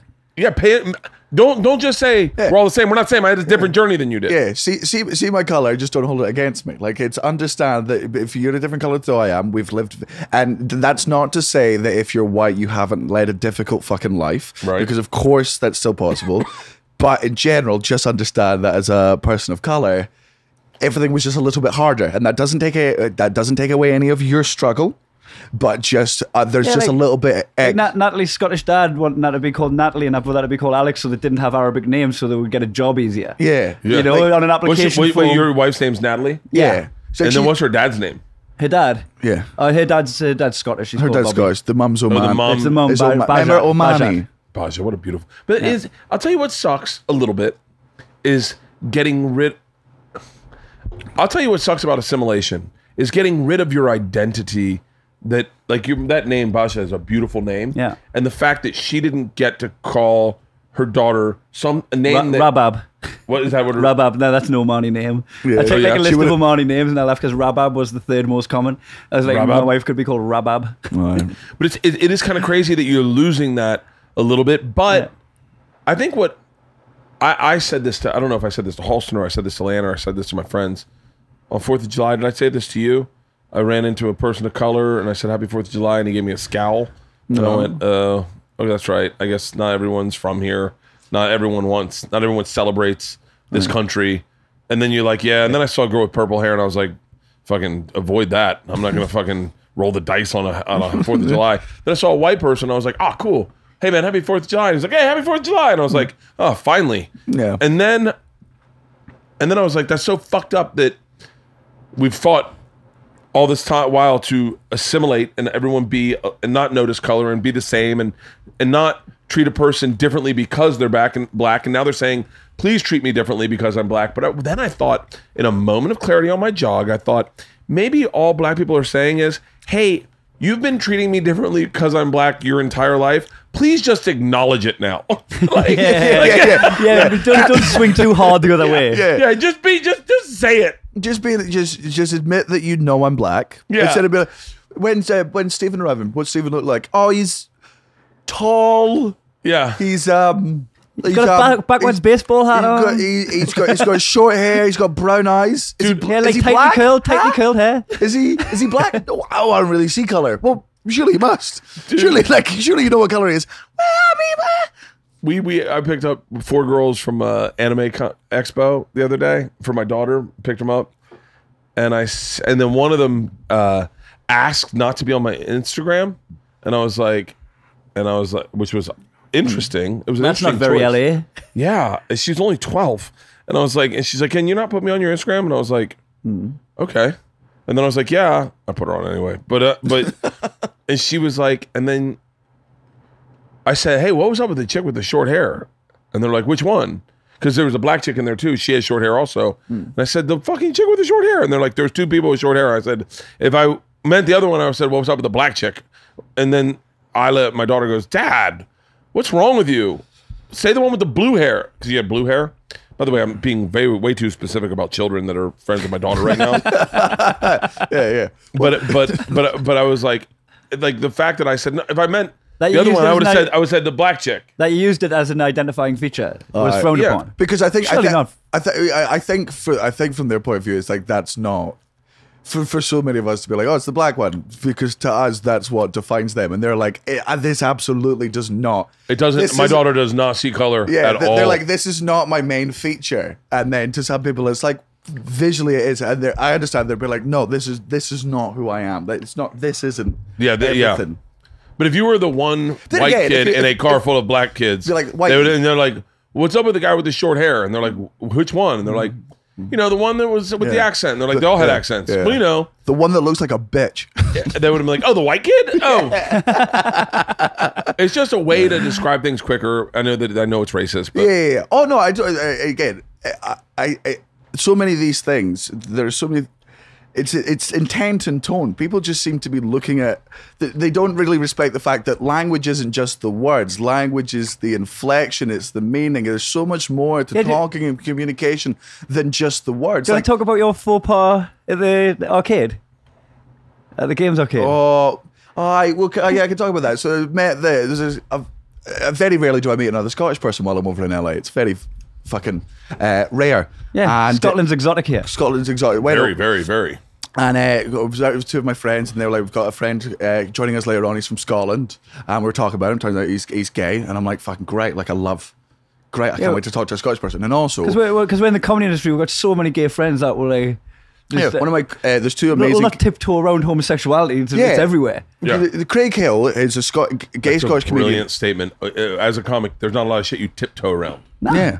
So with Craig Hill, I've been friends with Craig for like 11 years, man. Right? We have games whenever we go around airports together. He tries to find women that he thinks I fancy. I'll point out men I think he fancies. Like, this is just a relationship. And he always fancies men that look like himself. Yeah. You're just pointing out dudes that look like you, and he was like, well, if I didn't find that attractive, I wouldn't look like this. Yeah, and whenever Craig does anything like sort of takes us to restaurants or find us nice places, he's so well. Or whenever he points out what what I'm wearing. He'll just be like, he's like, I'm sorry to be such a poofter about this, but, and it's just a little thing. So I'm just so used to, with Craig and my other like gay friends, using homophobic language in a non-homophobic way. Just being like, because poofter is, to me, it's the F word light. Yeah. It's diet faggot. Diet faggot. Okay, yeah. That's poofter is by the way, someone get that website right now. Diet faggot. See if that's available. Buy that right now. Diet faggot. That's the name of my next special. Diet faggot. That is the funniest. Can I put a pin in this? The F word. It's what? It's not available? It's not a website. We got time to buy this. Okay, let's buy this website. Are you on my computer? Yeah. Yeah, buy this website. So and I'm just going to put your two faces on it. I'm just going to put you two on it. Me and Crico, yeah. So basically, I was so used to it, and I was drunk, I was having fun with a friend, and I was so excited to meet a Scottish person that when he went to shake my hand, I went, oh, it's a Scottish poofter. And it was so over-familiar. It was, and look, I was wrong in the sense that it was over-familiarity, and also, I don't know his history with that word. Yeah. Like, I don't know how often it's been shouted at him, even though I said it in what I thought was an amicable way. And he corrected you and went, Scottish person. No, he didn't say that. No, not at all. Oh, is that not? I thought, is that what Chris said? Yeah. I got this story secondhand. I wasn't there when it happened. No. Man, immediately, one of our friends actually overreacted way more. They were like, you said this, and I was like, I'll immediately go apologize, because my intention was not to offend. I was over-familiar, didn't come from a place of hatred, understand I did. And immediately, he was absolutely fine. Like, but what Chris did was actually like, you know, if a child falls over and grazes their knee, and if you instantly go, oh, baby, are you okay? They'll start crying. Yeah. Like, a bit like that. It was like, he ran up to the kid and started screaming. He tried to put out a fire that wasn't there and made it look like a fire. Yeah. So I apologized to the guy. I was like, I was over familiar. He was like, I get it. I appreciate your apology. We bought drinks. Absolutely fucking fine with it. But yeah, no, Chris did turn it mountains into fucking molehills. He told me about it. He was like, oh my God, I can't believe what Daniel's just done. I was playing pinball. Yeah. It's so many, but I think that's the problem with a lot of the outrage culture is somebody will say something and get something wrong. The person there will be like, hey, what you said upset me, and here's why. And the other person will go, oh, right, cool, didn't know that. But then the media is the one that goes, here's the headline. They said this, here's the... Chris turned you into Prince Philip. Yeah. But every interaction was a headline, and that's what the headline culture is. So it basically goes from like, so what actually happened was I went up and I said, oh, the Scottish poofed out, and we shook hands and we were fine. Chris told me I'd said something wrong. I went up to apologise, explained my stance. The guy was like, respect it. Here's my point of view. I accept your apology. I understand it wasn't malicious. We bought a drink. That was the end of the whole thing. Whereas the way the media would do it is Daniel Sloss calls someone a fucking poofter, and then that person does it, or the meeting, they then have a meeting, a face-to-face where he apologizes, and he doesn't accept, here's his rebuttal. And it's like, no. Not all of those things were headlines. Yep. There's none of it should be a fucking story. I was wrong. I was corrected. I apologize. And that's it. That's the end. Not everyone else needs to get involved. And there were people who've been like, well, here's my history with the word. Here's what this means. You go, yeah. We've all lived different lives. I said this thing based on the interactions I've had and the lessons I've learned. I learned another lesson there. Welcome to being an adult. Dude, I heard Miss Pat talking on Rogan the other day about the black community's feelings towards gay people. And it was the first time I ever heard anyone honestly speak and go, because I grew up in the South. I grew up with black people, not like in a black culture. I was very sheltered as a kid, obviously.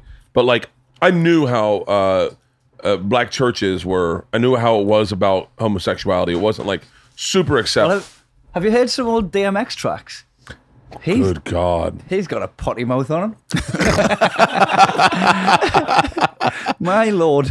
Yeah. He should go wash his mouth out with soap. Foul language. DMX was not. He's a naughty boy. I show no love for homo thugs. By the way, that's the line I was just thinking about. Yeah. But maybe it's because they were thugs, not homos. We don't know. DMX, if you try to get DMX to apologize now, he'd just go, no, dog. DMX has one of my favorite interviews ever where he goes into the Breakfast Club and he says to them, they say, so tell us what happened. You know, DMX got his license suspended, right? I didn't know that. No. Okay, so DMX has got his license suspended like 4 times. Driving. And the last time sent him to jail, right? And they were like, what happened? And he was like, dog, I was running late for the airport. I'm in the Escalade, and this Asian guy's driving mad slow in front of me. So I throw on the lights, and they're like, the lights? He goes, yeah, the siren. Hit him with the horn. And they're like, wait, you have cop siren and horn in your car? And he's like, yeah. And the man wasn't respecting my authority. He didn't pull over. And they're like, you're not a cop. And he goes, he doesn't know that. That's excellent. And so, all is forgiven. and I love that GMS Just like that, goes, all is forgiven. he's not respecting my authority, of which he has none. Yeah. And so then they're like, wow, so how do you get around now? And he goes, I drive. And they're like, wait, you drive? And he goes, yeah. And they're like, but don't you have a suspended license? He goes, cancel license. Catch me if you can. And then This is advertising it on the he media. just loves driving. I don't love driving at all. I hate driving. I love it. But where did you learn to drive? Florida. Is that fucking? Oh my! I ultimately, I think in my previous life, I was a man of leisure. Yeah. And so I think that I have weird triggers. Driving's one of them. I don't really enjoy driving. I don't enjoy cars. I'm not a car guy. I don't give a fuck for cars. I don't give a fuck for I cars, don't but get- I enjoy the act get- of driving. You like getting angry at people. You like road I rage. love road rage, man. I don't get road rage at all. Like, I don't like that's you know what's so funny? I don't like road rage. I love it, man. he nearly got me into a fight one time because he was fucking starting shit with another driver. Like, you know, you're not getting you into a fight. I felt like someone's boyfriend. Like, you're getting me into a fight. This tastes like fucking sherbet. That's That's the nice, I like strawberry it. one. Open a different one. This is I can get my daughters drunk on this. Have you had this one yet? Yeah. What's that? No. Let's go. Let's find another. Go. You can take whatever one you want. I want to try another one. Oh, it's Is that pineapple? Yeah. This is fucking ridiculous. I'll drink that one. No. I'll keep drinking this one. Oh, here, switch. You take this one. I'll take that one. Yeah. Yeah, we were down in there. I enjoy road rage because I'm an idiot, and for me, it's like Twitter but with no consequences. You can just say whatever you want, and nobody records it, and you can just be horrible and say you can wish death on a stranger for the smallest reasons, and I like anger. We're down to a gig in Leeds, and it's my turn to drive, and the lights go amber, and I don't move off immediately. I'm sorry. Amber. It's like it's about to change. Yeah. Do you not have? Dip your clutch. How put it many in colors? gear. How many colors do you have We in your just lights? have green, yellow, and red. Yeah, amber. Yellow. Yeah. What was that? That is like that's like if hitting it a up, Rockefeller got pulled over right when they started inventing traffic lights. Yeah, it's like I got pulled Sorry, sir. I thought it was amber. The We call light- it yellow. Amber. the light went teal. It means go. It's The crimson light means stop. Crimson light means stop. I refuse to believe. The Kelly Green one. Yes, emerald for Emerald? for acceleration. Oh fuck. Ruby for stop. I saw emerald and I knew it wasn't crimson or amber, and I said it's time for me to go. Go now. It's bloody jade. It's jade. It's time to leave. Is jade red? Green. Jade's Green? I don't even know what color jade is. Oh, I haven't done a drinking podcast in so long. I don't know why they're very good. They're fucking really fun. So wait, so you're at an amber light? You know that means that you stole a child in our country. Oh my god! I get it. That's Amber Alert. Amber- it was So Amber there's this Alert. kid in the back of my van, and I'm driving a car. If you want the description, check your phones. It's very much on there. And the light turns yellow. Fucking Neanderthals. light. Neanderthals, the pair of you. Turns yellow. golden. And the guy behind me starts fucking honking his horn. Now, I've never dealt with consequences. Keep it moving, pony boy. He would have been like, "Can't you see it's amber?" And I was like, "Thank you, I'm gonna thank you." pass He out. gets it. So I rolled down the window and give him the finger. I'm like, "There's your dinner. That's for you." There's your dinner. And- I like that. Yeah. And then I look in the mirror and cunt. he's getting out of his car, and I'm like, "I've already missed." I'm gonna put a pause in this story. I forgot for a second that you guys drive on the other side of the car. And I was like, why would you put your finger in the mid, like out of your sunroof? Yeah, just reaches across. yeah, all the way out the other window. Yeah. I lean all the way across and start giving Kai and an old man a foot job and a hand job at the same time. The guy starts getting out of his car, and I turn back. I'm immediately like, I've misread this entirely. Turn around to tell Kai what's about to transpire. And just his watch is there. Kai takes his watch off whenever he's about to get into a fight because he's broken so many. I use shit ones now. I don't. You've gotten to the point where you buy certain watches based on your. Okay. Because he's broken so many watches from fucking hitting people. Punch someone with a watch on it, just obliterates your watch. You watched He's left-handed. Are you left-handed? I'm left-handed, Yeah. Okay, yeah. Now I've got a I was wedding gonna ring on. I used my elbow in the last two. say. Oh, we're talking about fighting next. Keep going. Oh yeah. So basically, like the guy gets out of the car, it is coming forward, and me, never been in a fight, never don't know how to deal with the situation. Watch is fucking hanging in the air. Kai gets out of the car and just yells at the guy, "Get back in your car before I fucking steal it." And I just watched this fully grown man assess the situation and then get back into his car, do up his seatbelt.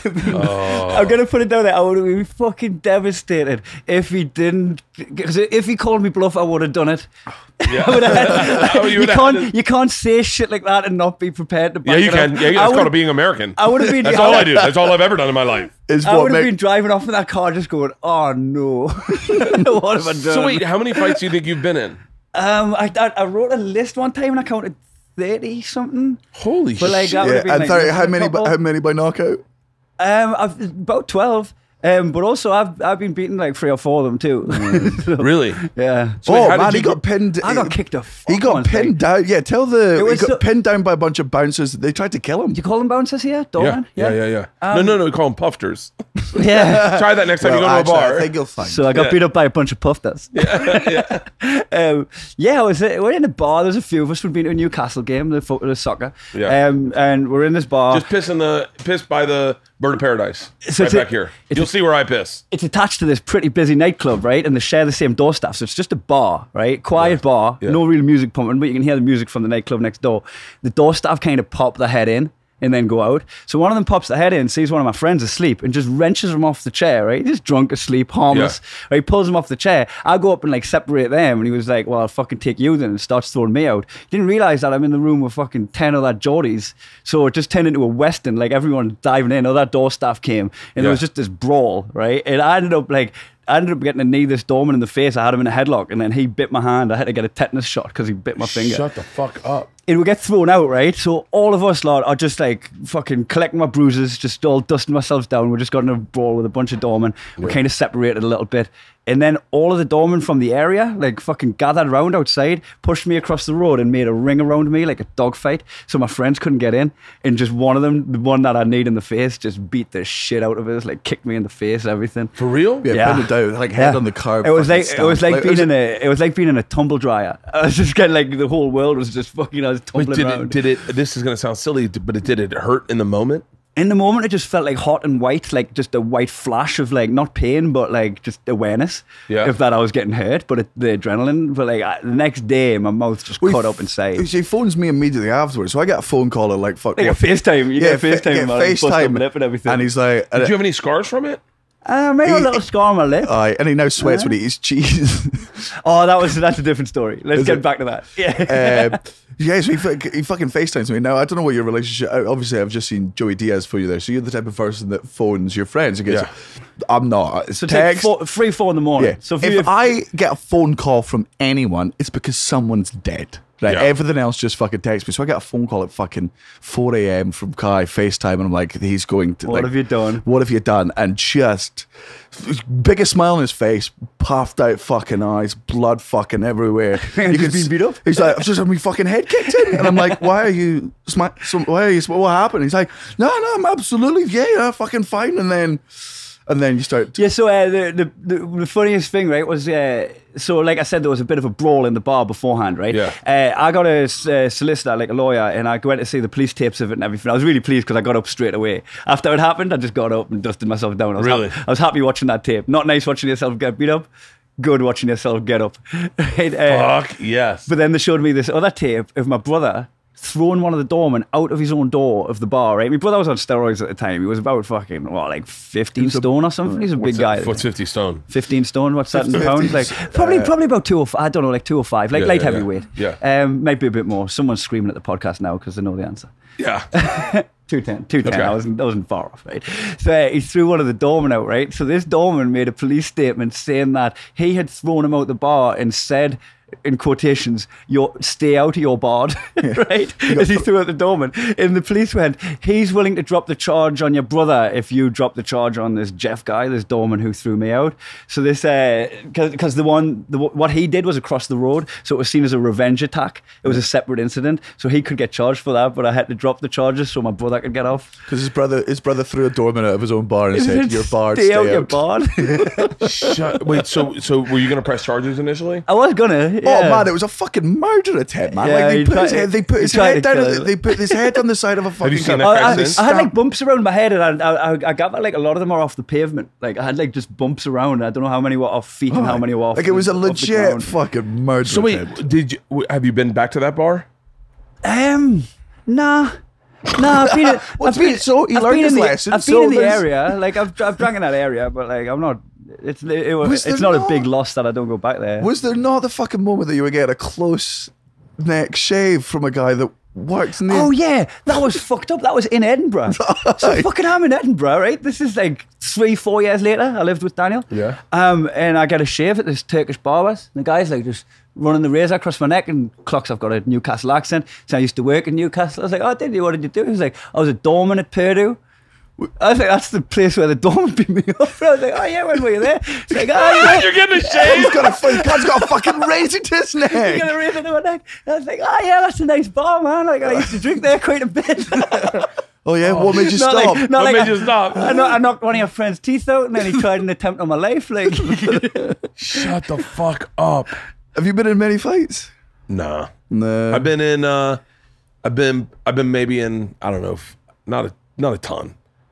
I've been beat up a lot. Yeah. Yeah, because I talk shit.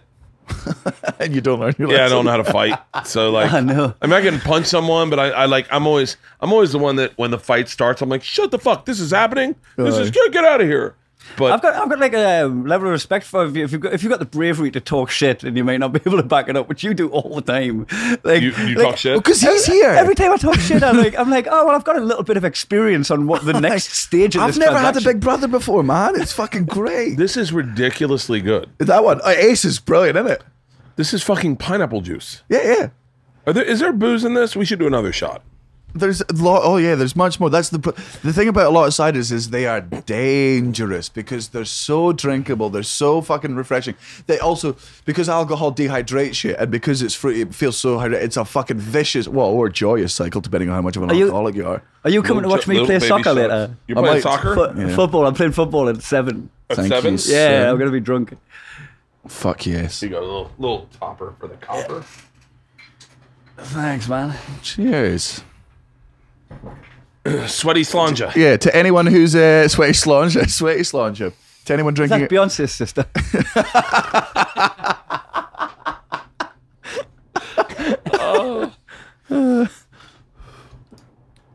Yeah.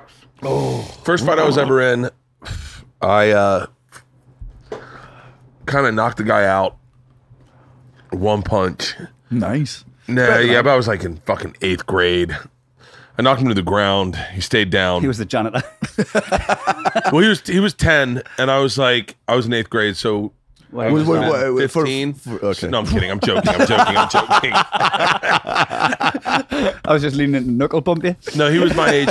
He was my age, and I bet he lives out here now. I bet he's probably an agent. He was talking shit, and he said something about my teeth, and I had bad teeth growing up, and so did my daughter Georgia. So did Isla. My whole family always had bad Is teeth. that a big insult in America as well? Everyone's got bad teeth. No, the UK. in America it's a big Yeah. insult because you can get them fixed. It was so easy to get them fixed, and so he said something about my teeth, and it just triggered me. I was going into 9th grade the very next day. It was like maybe Saturday or Sunday, starting 9th grade, and I never punched anybody, and I was just like, "Fuck this guy," and I punched him, and he went down to the ground, and then everyone was like, "You punched him," and I was like, "Yeah, I thought that was like what we do when we get angry. We hit people. Is that not how this works?" Yeah. And then the next day, I went to an all-boys Catholic high school and realized not everyone just goes down like that. Like I saw a fight. Yeah. My buddy Spencer pulled a chair up because the guy was too tall. Pulled a chair up, stood on the chair and punched the guy, and the guy went down. It was, dude. What's like he was a fucking Yellow Pages commercial? Dude, 100%. So wait, so this guy just fucking Just pulled over a milk crate. Yeah. like fucking Gimli in Lord of the Rings. With Guy was like, "What are you gonna do, you little motherfucker?" Spencer pulled a chair up. He stood on the chair and fucking jacked him. He's probably been on a lot of scenes for Tom Cruise movies, just on Yeah. set.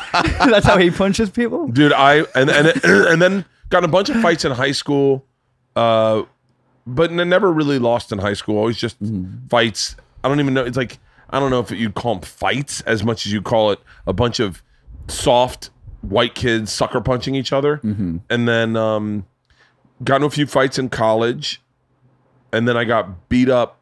Not even beat up, but I got knocked unconscious in college. I guess you call that beat up, but I got thrown. I didn't get like punched.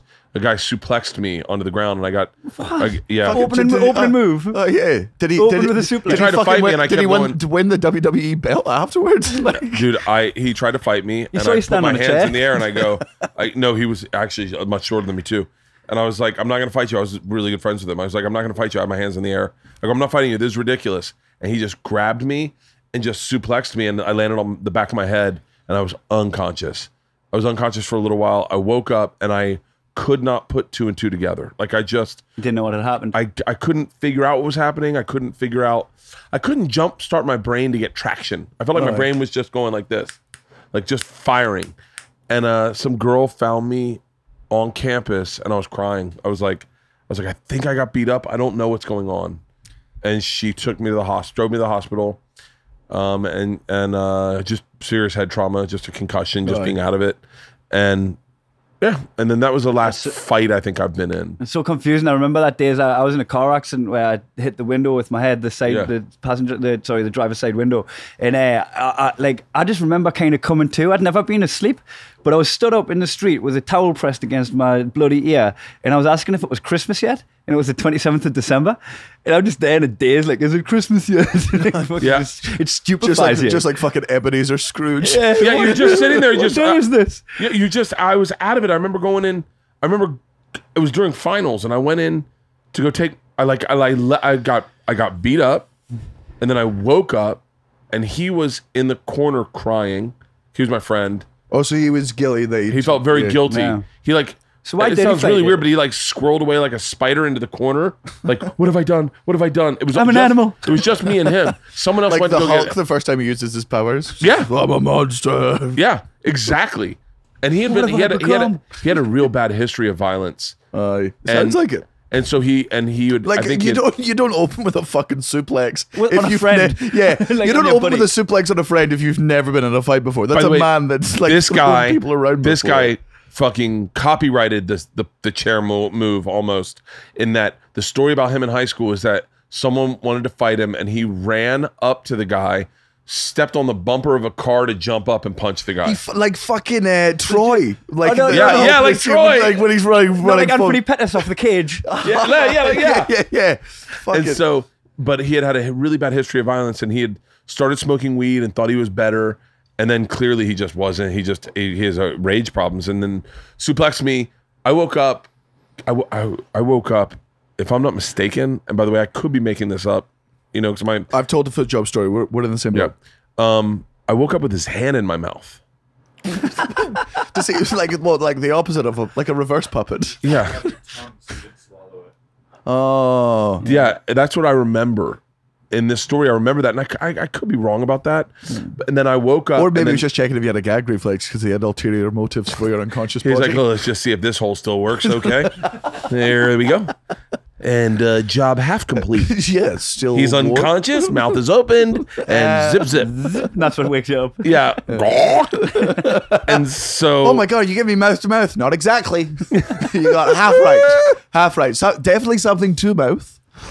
he squirreled away like a spider into the corner. I remember that a little bit. And then I remember just Like getting the up. wall, the top corner. Yeah, just. Yeah. But that means his friend had to come out, put a big glass over him, put some paper under him, and then take him outside. Take him outside. I got into my car. I drove. By the way, I was driving my sister's car, which is interesting in the story. I don't think you're allowed to drive after being unconscious. I think that's. I was out of it. I was so out of it. I was like, I think I have finals. Like I had finals. What did I just get beat up? I can't remember going. Did I just get beat up? Wait, like what's going on? Did he just have his hand in my mouth? And then I drove to the. Scurrying to the top corner of the room. I walked into a classroom that wasn't mine. I walked into a classroom, and then walked out, and then ended up on a bench, and that girl found me. And then, yeah, I haven't talked to that guy since. To be fair. I wonder if anybody from that class just looked at you walk in, just go, "Is that Bert in the wrong class?" Yeah. I just the machine. That was probably the last time I got beat up. I've never been beat up. I've been choked unconscious once. I jumped in on you getting beat up one time. I think I told that story in the last one. Yeah, There was did the guy that yelled the homophobic abuse at us, and then Kai. My last scrap was for someone yelling homophobic abuse too. Aye. Someone thought like you, because this is such a dumb story, right? I was on a stag party, right? A Bucks party. Do you call them stags? No, bachelor parties. Bachelor party. Yeah. So I'm on a bachelor party. Every time my group of mates were like chatting to a group of girls, I would just let the girls know that I was off limits because I'm getting married and all that stuff, Yeah. right? So it started becoming... Power move. I do it all the time. It become, but it's just like a joke. You don't stand a chance, girls, by the way, because they don't want it. They don't want to stand a chance. But ladies, I'm married. Just giving you a heads up. I know I saw you looking. I get it. So I started doing it to anybody, like the waiter at a table. I would just be like, "It's not you, it's me. I just want some food. I don't want to lead you on." Yeah. So I was just doing this to every cunt. Yeah. Eventually, I goes up to this boy in a nightclub who was like chatting to a girl, and I was just like, "Not for you, sunshine. I'm off the market." And then I walked away. I didn't give it any context. This boy Not was for you, sunshine. I'm off the market. This boy was from 5 miles from where I grew up. I'm in Portugal at the time. Right, this guy is a local, right, and he thinks I'm coming on to him or telling him like he doesn't stand a chance with me, I'm gay or whatever. So he come up and he started like swearing at us and shouting at us and shit, and then like I was just putting up with it. I was like, yeah, sure, just letting him like gas himself out. He was never going to do anything. Yeah. And then he called me a faggot, and then I realized he wasn't starting a fight on me. He was starting a fight with gay me. He thought I was gay. Yeah. And it doesn't matter if you hate Kai Humphries, that's fine. But if you hate Kai Humphries because he's gay, because I'm gay, then Kai Humphries has a problem. I just went like, oh, I'm gonna do some. Wait, you're doing this because I'm gay? Well, gay me fights quick as fuck, and I'm gonna suck your dick when I'm done. Oh, you've just made me gay. You wouldn't like me when I'm gay. And then he hulked out and battered him. So basically, I sent him home with a story he couldn't tell. He can't tell that story. He can't be like, I got beat up by a gay guy. Like, he can't do it. I called a guy a faggot. And then I fucked him in the ass. But that's an old. As I was about to do an old Jordan Rubin joke. Jordan Rubin had a joke. Jordan Rubin's a great comedian who hasn't done comedy in a while, I don't think. I think he's a director now. You want another beer? Yeah. And then his joke was, the other night I was at a bar and this guy was like hitting on me, and I was like, you know, I'll like make eyes back, but you know, because I'm not gay. And then he came up and gave me his phone number, and I'm like, fine, whatever, you know. And then I kind of flirted back. And then I took him back to my house and I fucked him in the ass, but the joke's on him because I'm not gay. Jordan Rubin was a great fucking comedian. Yeah. Did you just shut it down, Charleston? Yeah, turn it off. My worry with the beating up that homophobic guy is that most homophobic people are actually gay people that can't suppress it very well. Yeah. So they start hating gay folk. And I always like have this fear that I just punched a guy that was actually gay and struggling with his sexuality. Right. Because then it would turn into a wrestling match and ended in you guys making out. yeah. Like I got you, faggot. Like the end of Bruno. Yeah, like the end of Bruno. Dude, that is... Did you guys ever know Sacha Baron Cohen when you guys... I never know him personally. But he did... I don't know if he did stand-up first, but it was definitely... The first I'd heard of him was all the Ali G stuff, because he was huge in the UK. Ali G was and whenever I did Edinburgh, I don't know when that was, but Ali G was on the street barking. I'm not mistaken. Yeah. He was in the Ali G costume, and Patrice and I saw him. And So barking is a term they use over here for flyering for the shows. Yeah. Oh, really? Just to him, because I thought you were just like he was doing it in an accent. Yeah, he's like, bruv, oh, bruv, oh, Julie, bruv. Dude, DMX is still good as fuck. I don't care what anyone says. I think that's the problem with a lot of the... This is not a fucking game. There's a lot of I people... got blood on my hands and there's no remorse. I got blood on my dick because I fucked a corpse. That used to be one of my opening jokes. You ever listen to... Oh, God, I wish I could remember more of my act. DMX's lyrics are so hard. His opening lyrics in the song is, I got blood on my hands because There's no no remorse. remorse. I got blood on my dick because I fucked a corpse. You know they must have been in the studio like, Earl, we're gonna cut right there. You just no, put your gun down. Put your gun down. No, we got it. You're not gay. Sure. I got blood on my dick because I fucked a corpse. Well, goddamn. Opening line of the opening track of the album. Yeah, very there was first line. there was a kind of intro track and then that was the first track. just welcome to the deep end. You got to fucking respect it. That was I was gonna visit him in prison. DMX. He was in prison in Arizona, and I was like, who doesn't want a visitor in prison? I was like, maybe I'll just go visit him and like become friends with him and just see him once a week. started like a little relationship Like, with him. what's up, Earl? You're gay for the stay, but you're not in prison. Have conjugal visits with him where he just freestyles to me. You're the corpse he fucks. I got blood on my dick because I fucked a corpse. Cut. We're going to stop right there. That was the other joke. The other joke was rappers, the toughest rappers always have the softest names. Yeah. DMX, Earl, Method Man, Clifford, Yeah. Master P, Percy, Snoop Dogg's Calvin. Calvin. And then Jay-Z and Dr. Dre's Puffy are just track. so Well, whatever. Andre Very Young. French. Andre Young. Aye. It's Jeffrey Atkins. That's Ja Rule. Just Ja Rule. Marshall. Marshall works a bit though. Yeah, he's Marshall's like a secondhand store here. That was it. Eminem.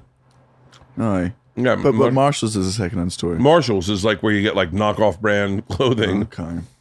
so it would be like us having a rapper called Oxfam. It's a big rapper called Oxfam, just shooting bars. Oh, it's my favorite rapper, Cancer Research UK.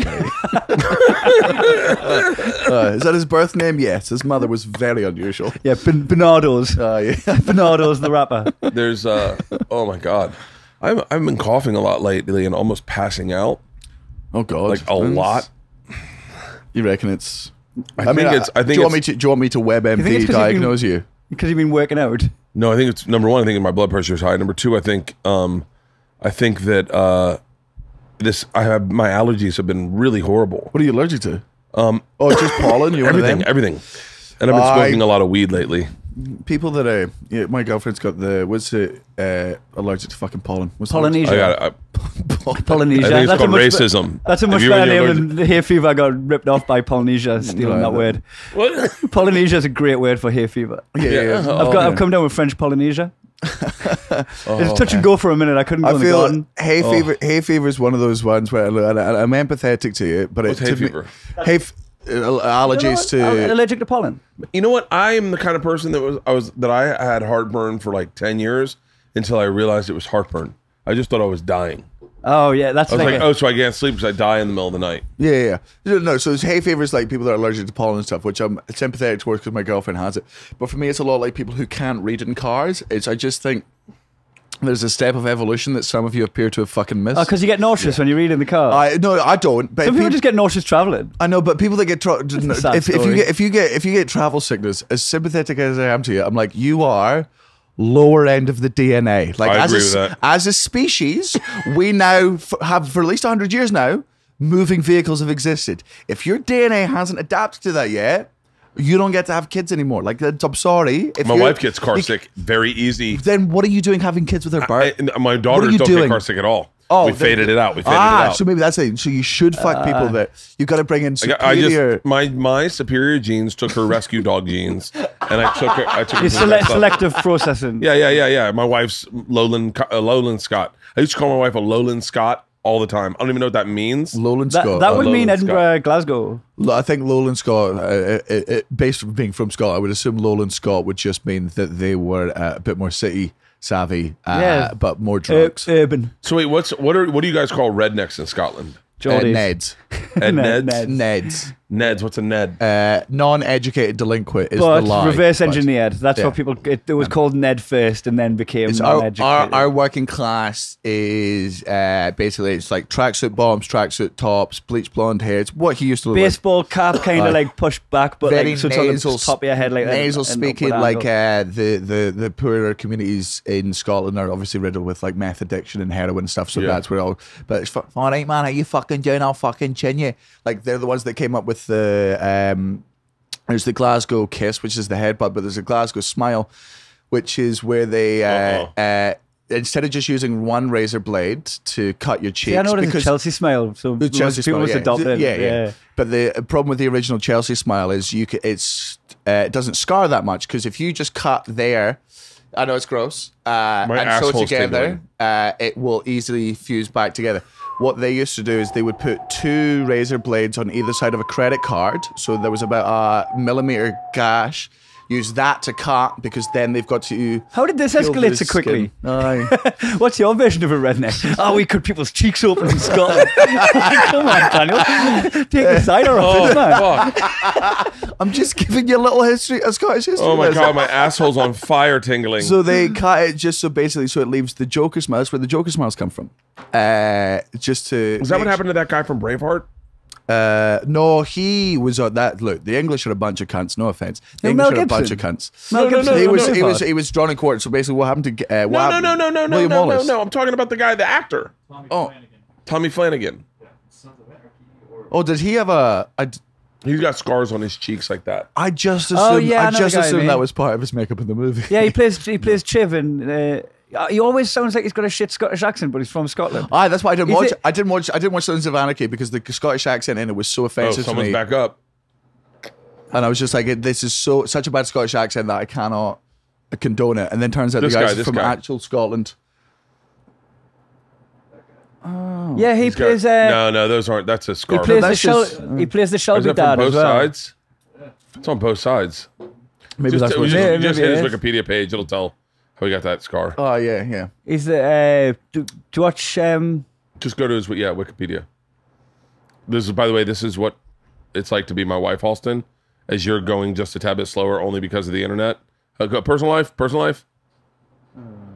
Oh, there you go. His facial scar is the result of a knife attack outside a nightclub where he had been working as a DJ. So based on those ones, I'm going to assume it's. Hey, He's from Glasgow. It's a Glasgow smile. Did you get Peaky Blinders over here? Yeah, I started watching it. So fucking good. I You started started watching it. and didn't buy it? I didn't. Why? I don't. No, I just. The It's accent. hard to get me into something these days. Like it's got to. I don't know what draws my interest. I started to categorize things as like wasting my time. Like it wasn't moving me writing jokes Yeah. forward. It was wasting my time, and what was helping me move. But does it always have to be career driven? Can you not just have a pastime that Nope. doesn't? Nope. I You know, have just nothing. I have nothing that isn't 'Cause career driven. You know what we've Really? started doing? We've started Nothing. We've started knitting. Yeah, we knit. Shut up. So I listen Yeah. to an audiobook and knit. I wish I had started leather making. Fuck yeah.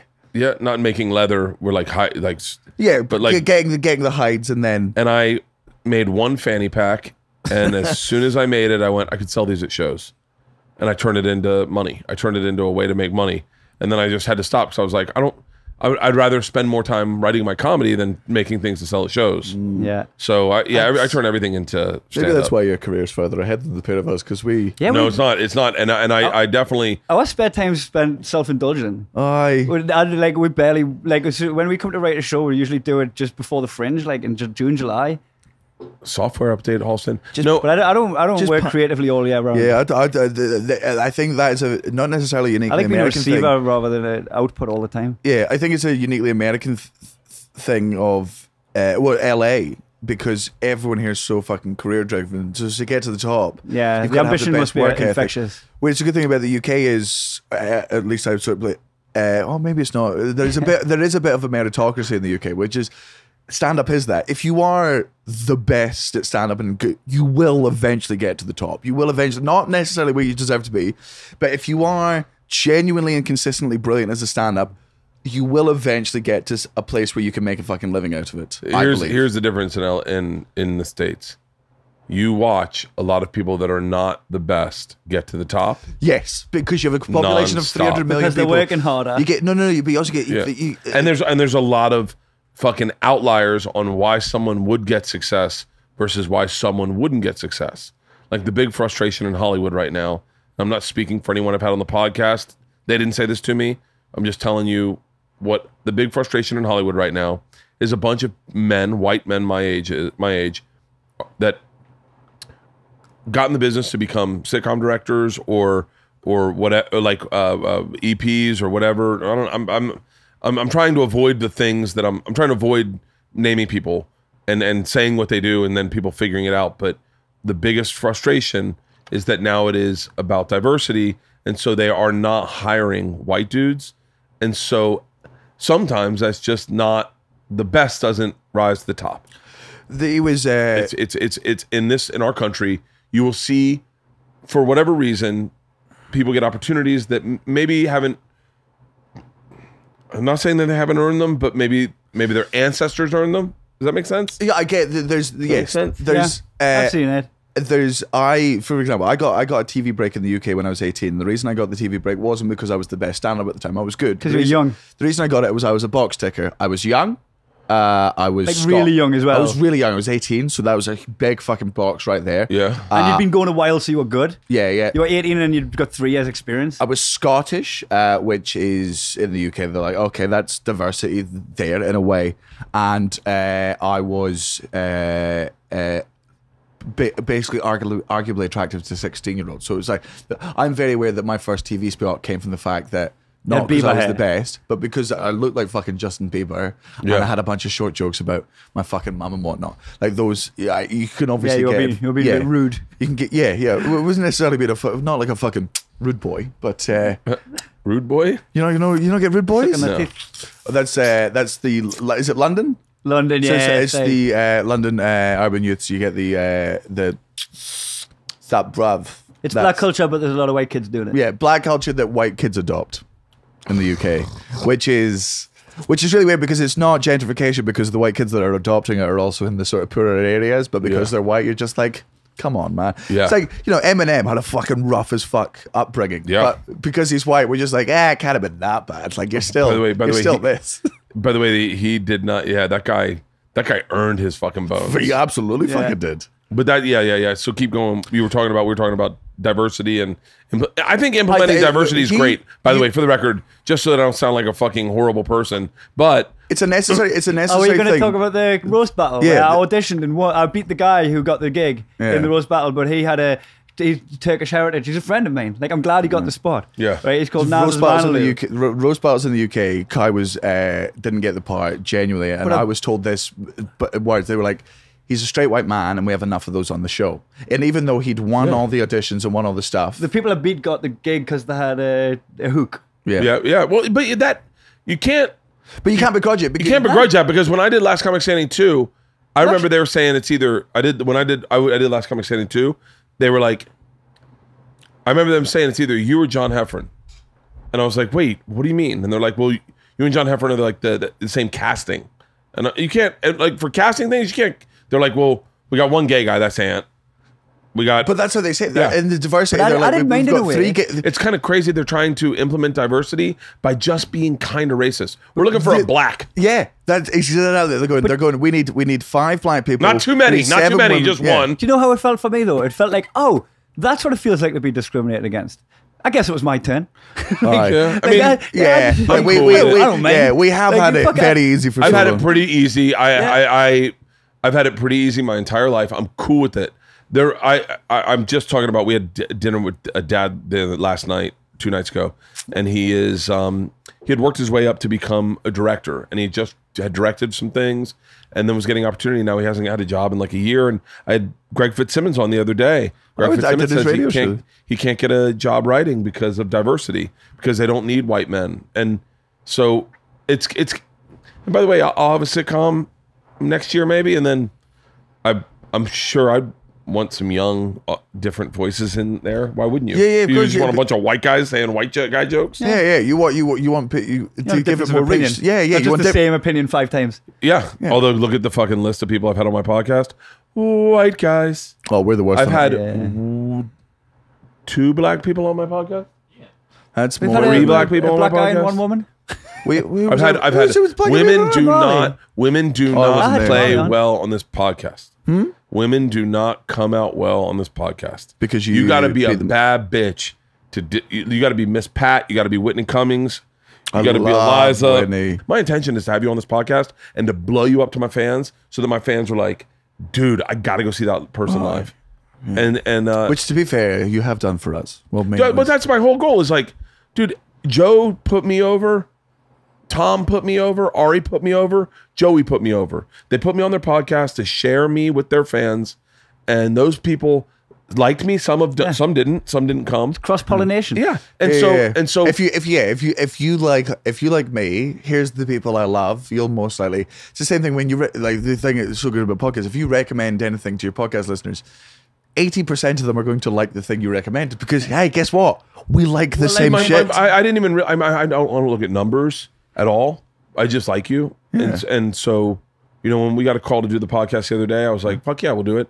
And then we were like, let's do a drinking one. And you're like, I'm up. Because I always wanted to meet Kai. Yeah. And then I said to Halston, we were sitting having a meeting afterwards, and he goes, that drinking one will be a good one. I go, yeah, it'll be at good numbers. And he goes, the last one you did with Daniel got good numbers. I went, really? And he went, oh, bro, it's one of our most downloaded podcasts. I went, are you serious? And he went, box office, baby. And I was like, and I was genuinely caught off guard. And that made me so happy that I go, oh, so I had a podcast with a guy and scheduled another podcast with him.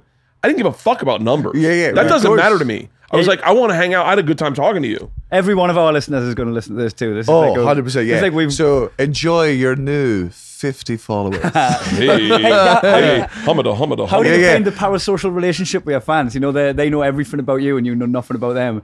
Isn't that weird? Yeah. But what's even weirder too? Yeah, go piss. What's even weirder is that happens to me and my friends. It's like I listen to all my friends. I listen to Marin's podcast and Joe's podcast. Joe and Marin's podcast are my go-to podcasts. But I talk to Joe a lot. I don't talk to Marin very often. But I'll run into Marin and I'll be like, dude, what was up with Steven Dorff, huh? Does he have emphysema? And he's like, caught off in his like he has so many conversations with people you forget. Yeah. People will tell me jokes. I'll be on stage and they'll be like, tell Isla ... And I'm like, what? And reminding you of something you said. Tell Isla's midget joke. I go, she have a midget joke? No, remember the time she was in the car and she told you a midget joke? People listen to it more than once too. People memorize the shit. Dude, I do. I know. I'm a legit podcast fan. Oh, people started getting pictures with Natalie, my wife, in New York because they'd heard her name on the podcast. She's never been on the podcast. She's not active on social media. She's kind of enigmatic. Like there's a lot of stories about her that she's in. And then people met her and they were a bit starstruck by her and getting photos with her. And she was just because she's had no part in it. She's like, what the fuck is this? It is kind of crazy. Like I've overtold the story, but the first time I met Joe, I listened to his podcast so much. And this is not whatever, Joe's a fucking regular person, but I listened to his podcast so much that I knocked on his door and I just was like, all right, he answered and he was like, what's up, man? I was like, good. I go, I need to see your deprivation tank. I need to see the pool table. I want to meet your dog. I want to get high and then we can podcast. And he was like, really? I was like, dude, I'm a big fucking fan. And he was like, I'm immersing myself in this moment. You don't have to shit, do you? No. Okay, just pissed by if he had to shit, the world would be over. Yeah, not my garden, but right the the back. big Go tree. right the back of it. Watch out for the chickens. Yeah. How are you enjoying the cider? I'm fucking loving it. I'm like, face is hot. Do you want another? Mm-hmm. Do you want the stuff? Pineapple? Yeah, I'm gonna have to do another shot. Yeah, you're gonna love the pineapple one, Halston. Paul, the pineapple one might be the best. I just want to make this clear. Just piss outdoors. Yeah. Just piss outdoors. I don't want to make assumptions on that. You'll see where I piss over by the bird of paradise. The bird of paradise. I've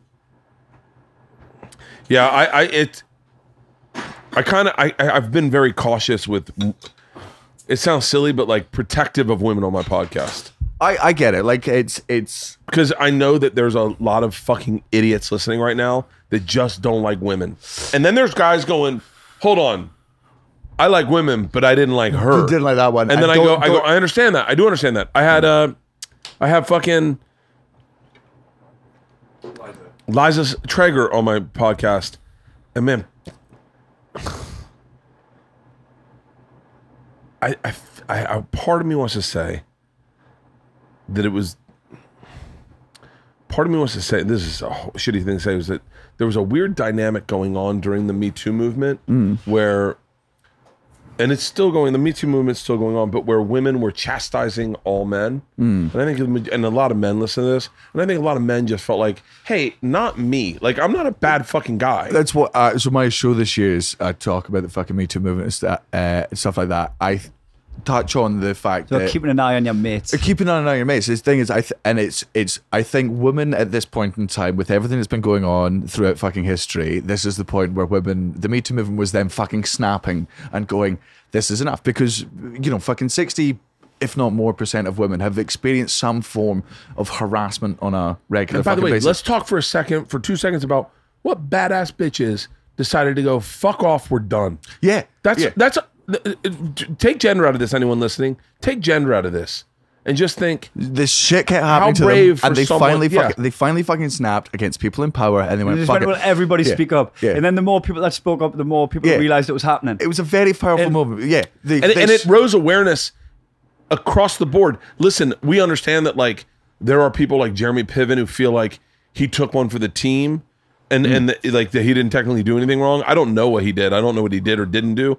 But let's just say There are that people- all these Hollywood elites that got taken down a notch, is they- ultimately good. it's good because the secretary in fucking in Kansas City, her boss heard it and was like, oh yeah, maybe that is questionable behavior. Yeah, well, and having that little fucking bit of fear in them to be like, oh, to make a lot of men second guess their fucking behavior isn't necessarily a bad thing. It's a powerful thing. Like them all talking about it, them all getting together, and of course there's going to be some wrong accusations, but I think they are vastly outnumbered. I think there's a lot of people by- shitting themselves. Yeah, there's a lot of people. There's a lot of shitting people themselves. who done that, like clear your search, like think of your search history. Delete the history, run back through. Yeah, the, you run back through, because I think the majority of men ran back through every interaction they've ever had with every woman and then breathed a sigh of I relief. definitely did. I absolutely I did. went through and thought, how many times? Nothing as an adult, nothing as like from like 18 on, but I think like There were 16 to 18. You got your wrist slapped as a horny teenager. How many times did a girl say no and you're like, I'll try to finger her one more time, and she was like no, and you're like, one more time, and then you're like, oh, that's problematic behavior. Like, Yeah, how many but- times did you try to get a girl wasted to hook up with her? Like there's all the times that. Yeah, luckily I grew up around Geordie girls who would just fucking beat you up. Like, God. they don't see Yeah. you as a feminism, they're just hard women. It was. I think with all the sort of progression that it's made, it's been very good. But when you yell at, as a man, I know that if you yell at men, they won't listen. And as much as it's like, I know you want to yell at men, and yes, yelling at men fucking feels good, and they deserve to be yelled at. But if you want to make a difference, you have to talk to them, explain to them. So you have to understand there are men out there that don't think they've done anything wrong, that haven't done anything wrong. That's the worst. And when you're yelling at them, they're like, what are you yelling at me for? And even though they should be able to understand it, they don't. We're all self-involved to the point where we don't realize.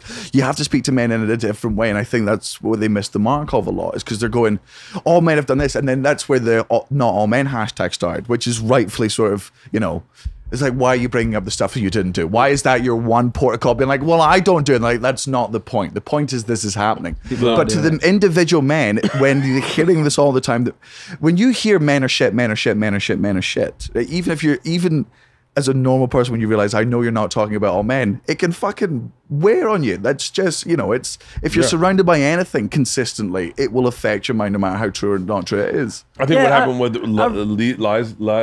God damn it, I'm fucking drunk.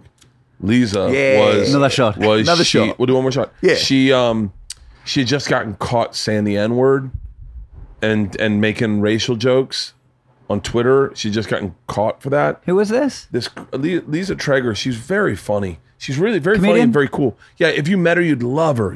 She's awesome. And I wanted to share her with my fans. And she had fucking said something shitty about Bernie, and then the alt left went after her and found racist tweets that she had made. Like, I'd rather date a one-armed man than an Asian. Like, it just like, it's just weird things. And she had said the N-word a bunch. some facts. Stuff from facts. years. Just stuff from years ago. How Objective don't opinion. you see that it's just pro-amputee? So, God, that'd be such a good way.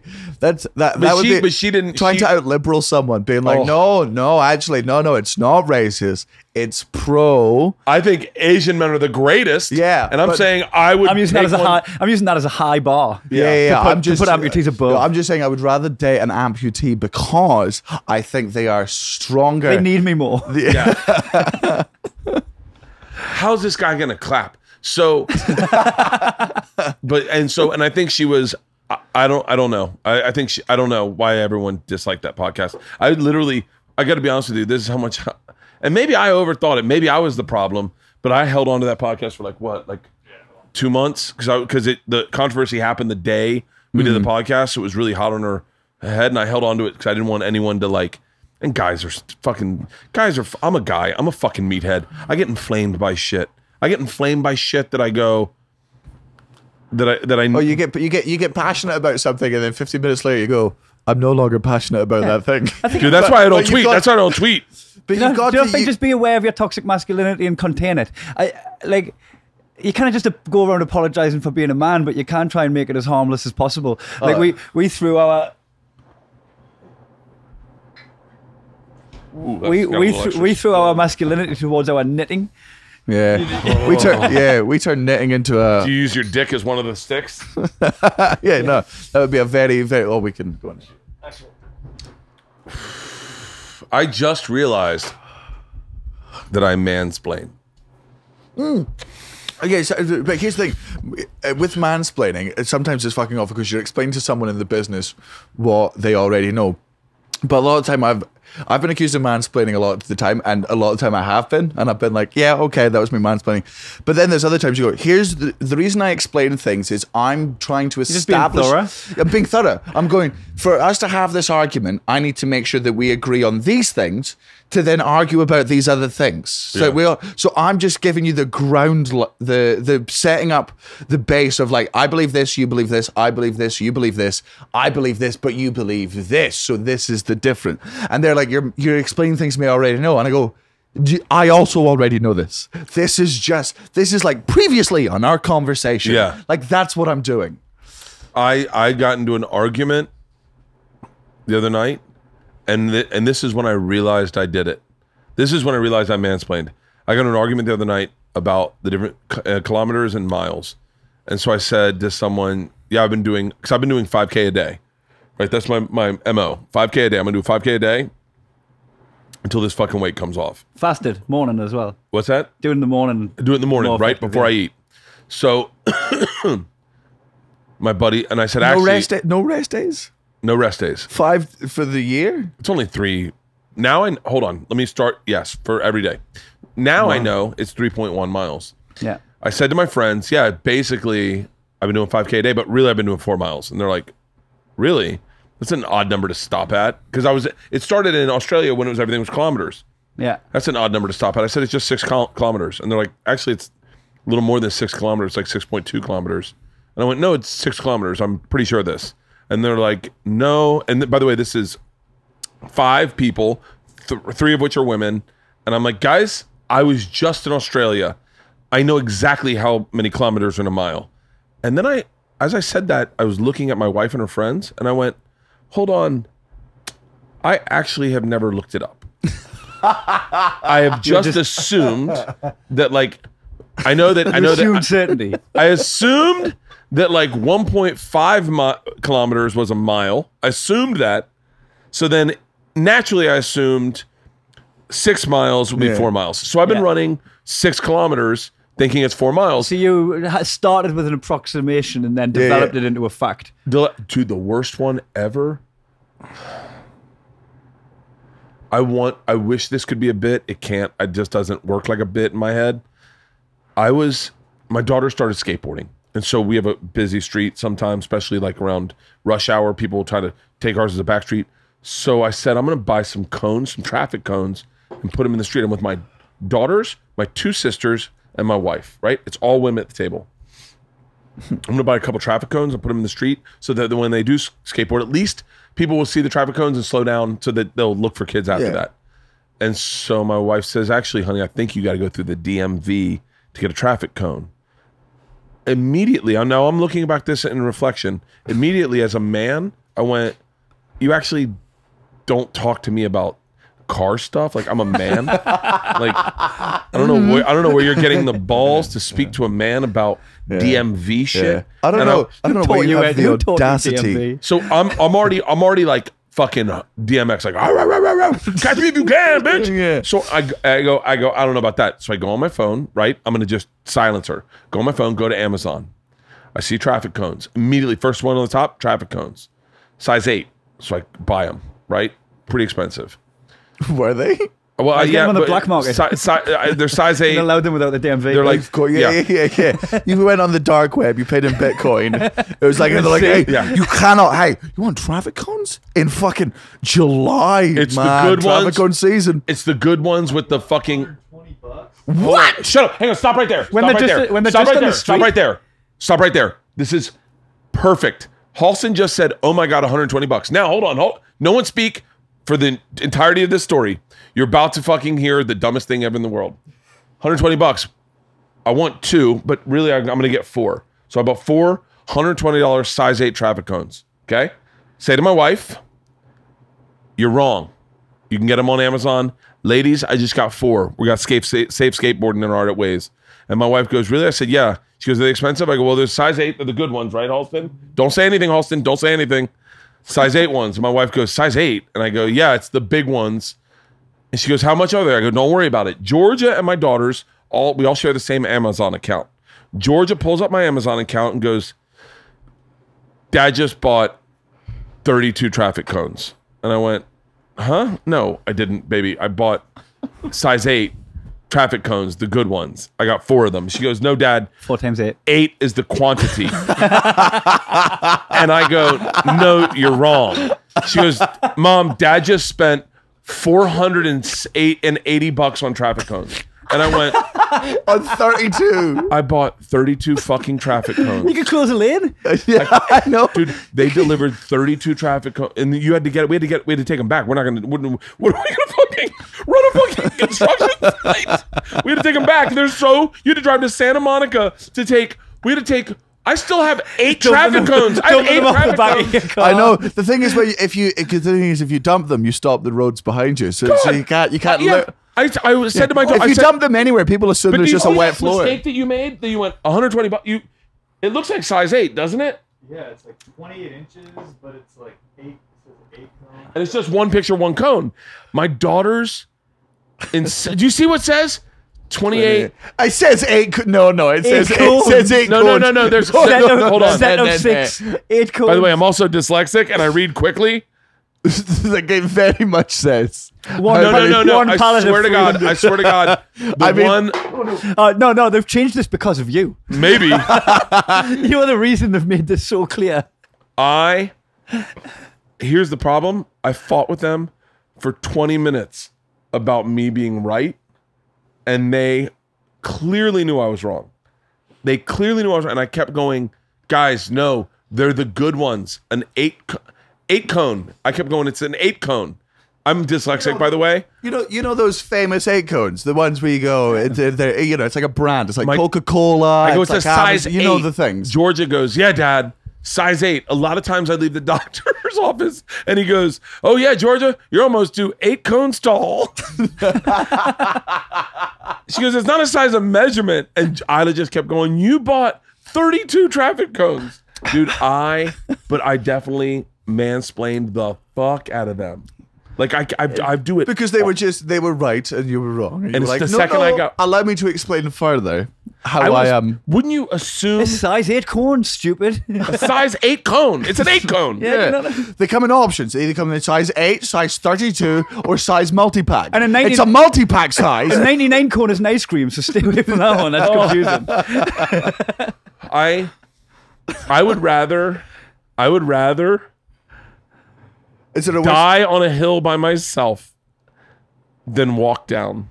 It's Put that on my fucking tombstone. I would rather die on a hill by myself Than wrong. and then it's Because it takes a bigger man. Yeah. And I'm not that guy. Admit you're wrong? It's the In worst. the middle of a fight? Who the fuck can do that? You can't switch sides. You can't do switch sides. What kind of fucking... What am I, Italy? Like you can't just change halfway fucking through. You know what, guys? You're right. I fucked up. Who the fuck does that? You go, it's an 8 cone. Guys, you know what? You'll see. You'll see when they get here. Go out swinging. I've done my friend flatmate Gene. This was one of the worst things I've ever done. This is the pen. Yeah. You're a bad man. So Gene, I'm a comedian. So Did we do a shot? we did do a show. We can do another one. Let's do one more. Yeah. fuck it, why not? So, Gene the dancing machine. Do you know who Gene that the is? dancing machine. That is. Is Jean the name of an 80-year-old woman in this country? Because it is in ours. Yeah, of course it Jean is. isn't an 80-year-old woman. She's a woman. So, a fucking cunt who plays for Kiss. Mr. Oh, Simmons. Gene Simmons. He's a cunt. Is he? He's a fucking straight up Earl cunt. Simmons, Gene Simmons. how's he I a think there's cunt? something about That's that a long lineage. story. Cheers, guys. To Beyonce's sister. To be honest. So I borrowed my friend, my flatmate Gene's pen the night before. There's just no pens in the house. I borrowed hers. I'm up till 5 a.m. The reason I really need the pen is because at 5 a.m. I think I've come up with a genius fucking joke while drunk out my fucking mind. So I write this joke down. And then in the morning, wake up to a text from Gene just being like, hey, I know you're sleeping and I want to wake up, but I just really need that pen that you borrowed last night. And I was like, cool, it's just in my jacket pocket. Go back to sleep. It meant a lot to her as well. It wasn't. Yeah, just yeah, a it wasn't pen. just a random pen. Like, it was a pen she got for her birthday. It was an important pen.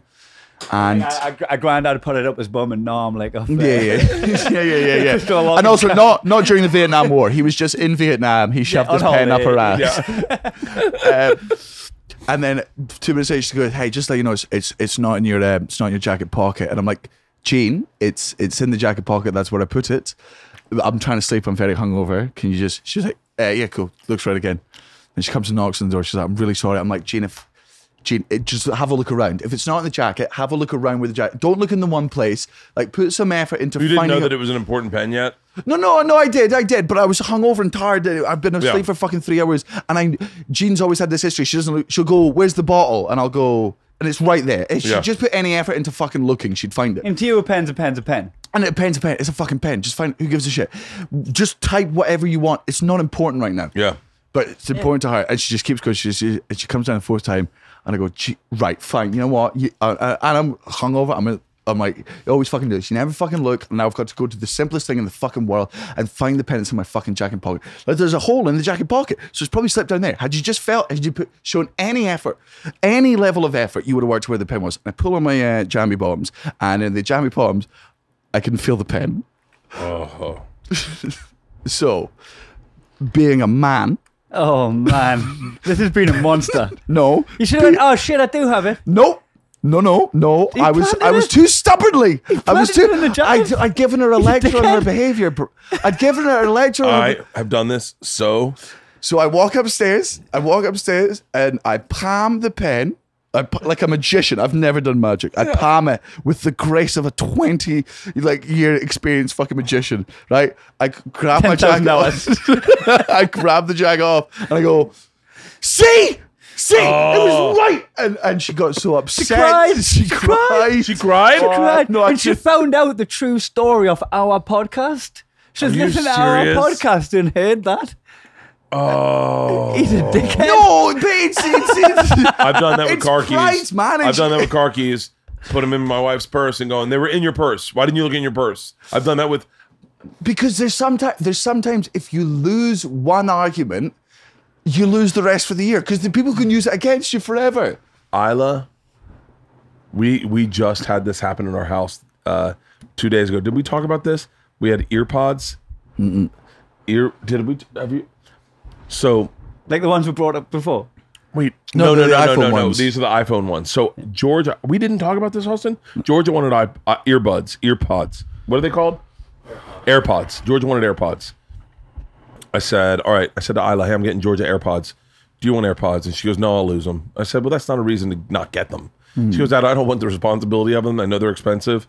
I'd just rather have the ones with the another cord. anxiety. The fact that, by the way, the fact that you're like, she's like, I'm not responsible enough for them and I can't afford them. And you're like, just do it anyway.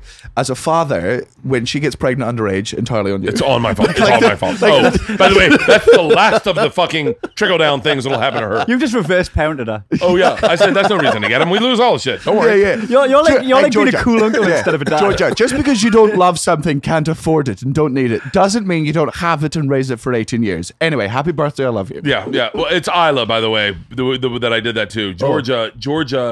Georgia's so responsible. Yeah. She's like, I'll pay for half. I was like, no, I'll buy you earpods. It's your birthday. So I get Isla a pair, and she loves them. She absolutely loves them. Loses them. Within a month, loses them, and is heartbroken. We're going to Bali, and she says, to me and my wife. She goes, I'm not asking you for another set of ear pods, but I need headphones for the flight. And my wife goes, I'll tell you what, you've got money. Why don't you buy your own set? And she goes, okay, I'll buy my own set. Buys her own set. And the second she does, finds the old ones.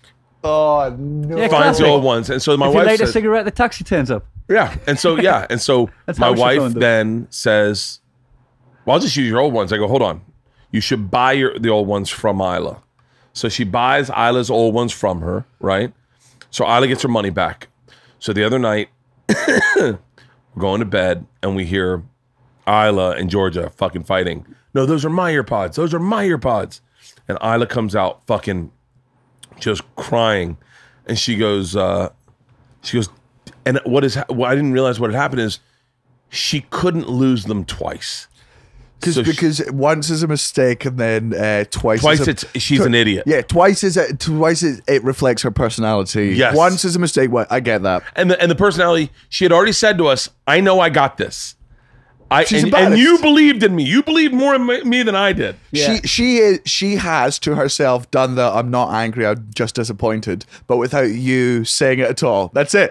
Perfect. She's played it through in her head. She's like, I'm going to show Dad that I've got responsibility. Okay, I've lost these ones. That's a mistake. I understand that. I'm going to be an adult, be a mature person, pay for where have they gone? I wish I was dead. Yes. So she stole Georgia's earpods, and pretended they were hers, and that now Georgia must have been the one to lose her earpods. No. Which is Right. fine because two idiots in the family as opposed to one giant idiot. One giant What? idiot. Oh, otherwise it's a one. Spread it all. Yeah. Yeah, You yeah, gotta like spread Danny out. DeVito and twins. You Oh. just get one kid that's just One idiot. super special. One stark raving idiot Yeah. is worse than two idiots. Two slight idiots. Georgia's like they were in the bathroom in their mind, and Isla goes, no. She's literally like, a problem shared is a problem halved. She goes, no. Your problem is you took both of my earphones. It's like that's. So I fucking melt down. I have a meltdown. Start crying. No. I end up giving him a speech about why I don't like balloons. It was fucking. I don't know where. By the way, their Not reaction balloons. was identical. The whole family's in turmoil, and I give a speech about balloons, and they start laughing hysterically. I then rage on the other side and I go, "Give me all the earpods. I want all the earpods. We're now going to search everyone's room for earpods." So I take all the earpods. Like I'm like a tyrant right now. You could have just seen who's the connected to. Isla's These iPhone. fucking idiots all named their earpods Scrub Nuggets. All the earpods are named Scrub Nuggets. So everyone named their earpods Scrub Nuggets. What the fuck is scrub nugget? Who fucking knows? George's is Scrub Nuggets. Isla's both are Scrub Nuggets. But let me tell you how I feel about balloons. When your great grandfather and I were walking down the street, he choked to death on a balloon animal, and that's why. What about AirPods? I'm getting there. Dude, I am melting down. I'm like, why the fuck would we all name our earpods Scrub Nuggets? And they're like, We as well. You also. You also named your. no. I'm unplugging. I'm a fucking adult. And so I take all the earpods. I'm an adult with your balloon lecture.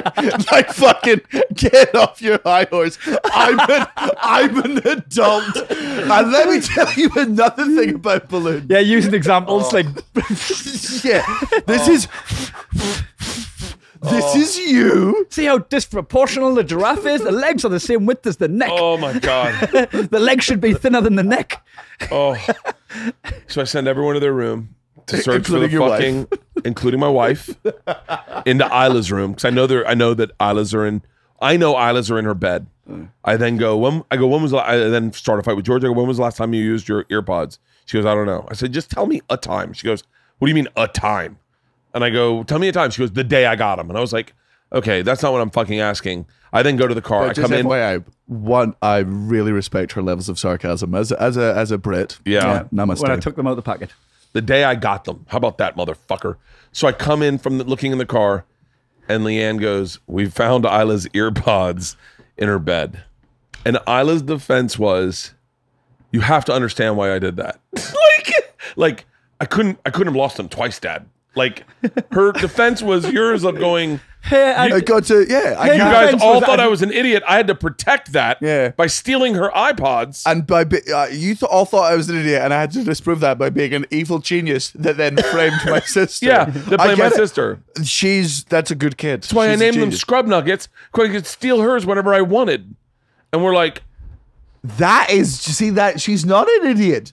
That's genius. She renamed the fucking headphones the same thing so that they look the same. So that if she lost them, she could steal No, them. no, so if she lost so one, the- she could grab George's one, put it in hers, and go, Call them how Scrub- did you look? Oh, Scrub Nuggets. Yeah, my ones. Ah. She's a genius. Fucking that kid. Yeah, you need to watch that one, man. Wait She's a till serial I tell killer. you. I'll tell you That's this. like Dexter level fucking planning. The way her brain works is so fucking bizarre. That fucking kid kills me. Does she listen to the podcast? Oh, no, shouldn't listen to the podcast. yeah, no, I think. I was going to give us do- some do you- fatherly advice to own up to the honest misdemeanors so that when you lie, people believe it. If you Oh. own up to the pen type of stuff, that means when you lie, Right. it lands. You're like, oh no, Danny's the own up to shit guy. Are you, He owned up about the kids pen, embarrassed by remember? what you do? No, I don't think. Or do they give a shit? I don't think they give a shit. I don't think they even notice. I think that would be the like I want to be a dad, but my biggest fear is like all of my fans think I'm really cool, and that's what I'm used to. And I think having a child that you love with all of your heart and then thinking you're lame must be because You even think my your fans talk to think you're Burr, cool, talk but the to Burr. screen captured all of your script, but without the punchlines. yeah, you know, those are my fans. That was one sad loser. But like my brothers for years and years, my brothers are so much younger than me. Matthew's 18 and Jack is just 16 now. And for years and years and years, they didn't think I was cool, and that really fucked me off because I was like, I'm on. Fucking on I'm TV. on TV, motherfucker. Like, what Yeah. are you? Now Matthew thinks I'm I cool. take drugs. Because, yeah, I'm like, hi. I write on the back of a man's Not only motorbike. do I take drugs, I talk about drugs in front of mum and dad. Like, that's the level of cool. Drugs in front of mom. Like, that's I'm a cool- gangster. Like, I'm a gangster, man. I'm a gangster. Try that shit at the table. See what Yeah, happens. Yeah, you talk about blow at Christmas dinner. You see what happens to you. But they did, grounded. Yeah, they didn't think I was fucking cool. And then Matthew went to university, and because Sloss is an uncommon second name, he's now getting laid off of my name. So he's like, no. now you're a cool bro. I'm cool with it. when you're a dad, you shouldn't be cool as a dad, right? You should be. Cool dads suck dick. Oh, cool. Yeah, because you're trying too hard to appeal to them. Because also coolness doesn't exist. Only kids think cool exists. Yeah. Right? So they're like, you're not being cool. You're like, sure, whatever arbitrary word you just made up, I'm not going to join into whatever. Also, you're fucking 12-year-old. Yeah, what is your dad That's doing? brilliant. Floss dancing with you? Fortnite dances? What's Yeah. what's he doing to fit in? Flossing. Sorry to put Greg Fitzsimmons, you spoke about in the podcast earlier. He had one of my favorite fucking jokes about this, which is just, he's like, my kids don't think I'm cool. And they're like, you're not cool. It's like, what do you mean I'm not cool? You go to school. Like, you're not cool. Is mom cool? And they're like, yeah, mom's cool. It's like, oh yeah, your mom's cool? Guess who's fucking her? It's Greg Greg is Fitzsimmons. brilliant. Oh, That's a he's brilliant one of the statement, though, that cool is an ethereal concept made up by children. It's teenagers and kids decide what's cool. What's and that then mean? some people don't grow out of it in adulthood, and then they work for E-News. What's that Like, meme of Steve there's all- Buscemi? What? What's that meme of with Steve Buscemi with the Oh, skateboard yeah, and the yeah. backpack on? Oh, is and that the- my fellow kids? Yeah, like that's how cool. Like I remember thinking one of my teachers was cool because he was swearing. Who's that dickhead? Now you look back and you're like, what guy was fucking cursing in Like, front of why us? are you trying? Why was he trying to win my approval? If you are trying to teach me shit, yeah. Like, here's the thing. Like, if teenagers think you're cool, you're not. a pedophile because you're trying to be cool to teenagers. That's the hard thing with stand-up. Stand-up comics that tried to hold on to the cool too long, their fans sensed it. Yeah, like, That's what I'd say. You got to grow like a natural human being, because if people think you're cool now, when they have kids and they see you dealing with it, they go, "Oh, I'm right where he is." yeah. Like You know, he's normal. He's as stupid as I am. He's going through the same fucking shit. it's it's like one of the things about Dice. I love Dice. But like one of the things I wished is that he had gotten away from his Dice, not his Dice persona, because I think he is Dice, but like he had gotten away from Hickory Dickory Dock and sucking cock type stuff and gotten into talking about his kids. Because I remember being backstage with him one time. He was telling a story about bringing bikes to the park for his kids, and he had us dying laughing. I mean, it was me, Chris Rock, Roseanne Barr, Louis Anderson, and I want to say Gary Goldman and Steve Byrne. And we were crying laughing at a story about him taking bikes to a park. Because you think of the idea of Dice you know, with the fucking hand gloves and the sleeveless shirt and the sunglasses and the cigarette, putting bikes in a car to go to the park because he loves his kids. And we were howling, laughing. And then he went on stage and he was like, I got this chick sucking my dick. And you're like, oh, I wish you did this stuff about... Yeah, it's not you this stuff anymore. That's like an oxymoron. Like maybe the litmus for us comics should be whatever makes our friends laugh.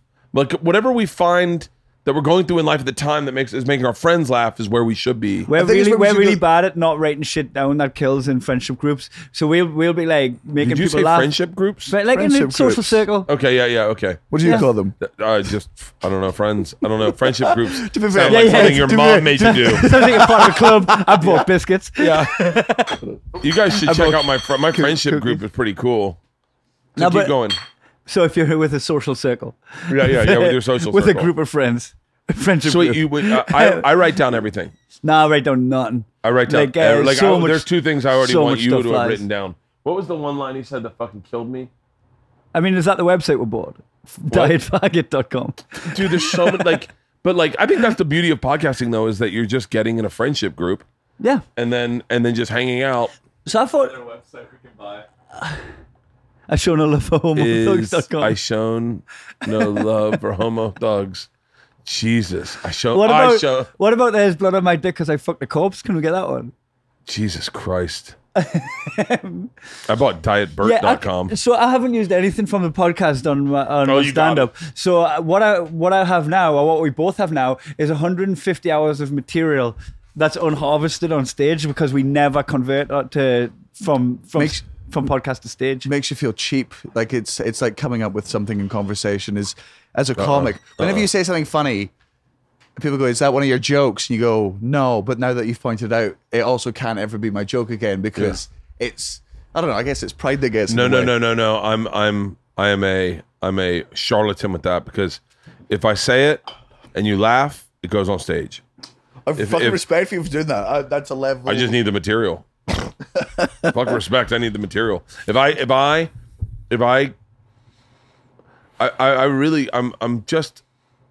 I feel like the goal is to bring your best shit you've had to there. And if some of the best shit you've had, like we were saying this earlier, I told Flying Dildos on Rogan's podcast, Flying Dildo Story. And then people started going, tell Flying Dildos. And you're like, oh, I'll tell it. And then I workshopped it into a joke. Yeah. Like, it made it work. I had to do it a bunch.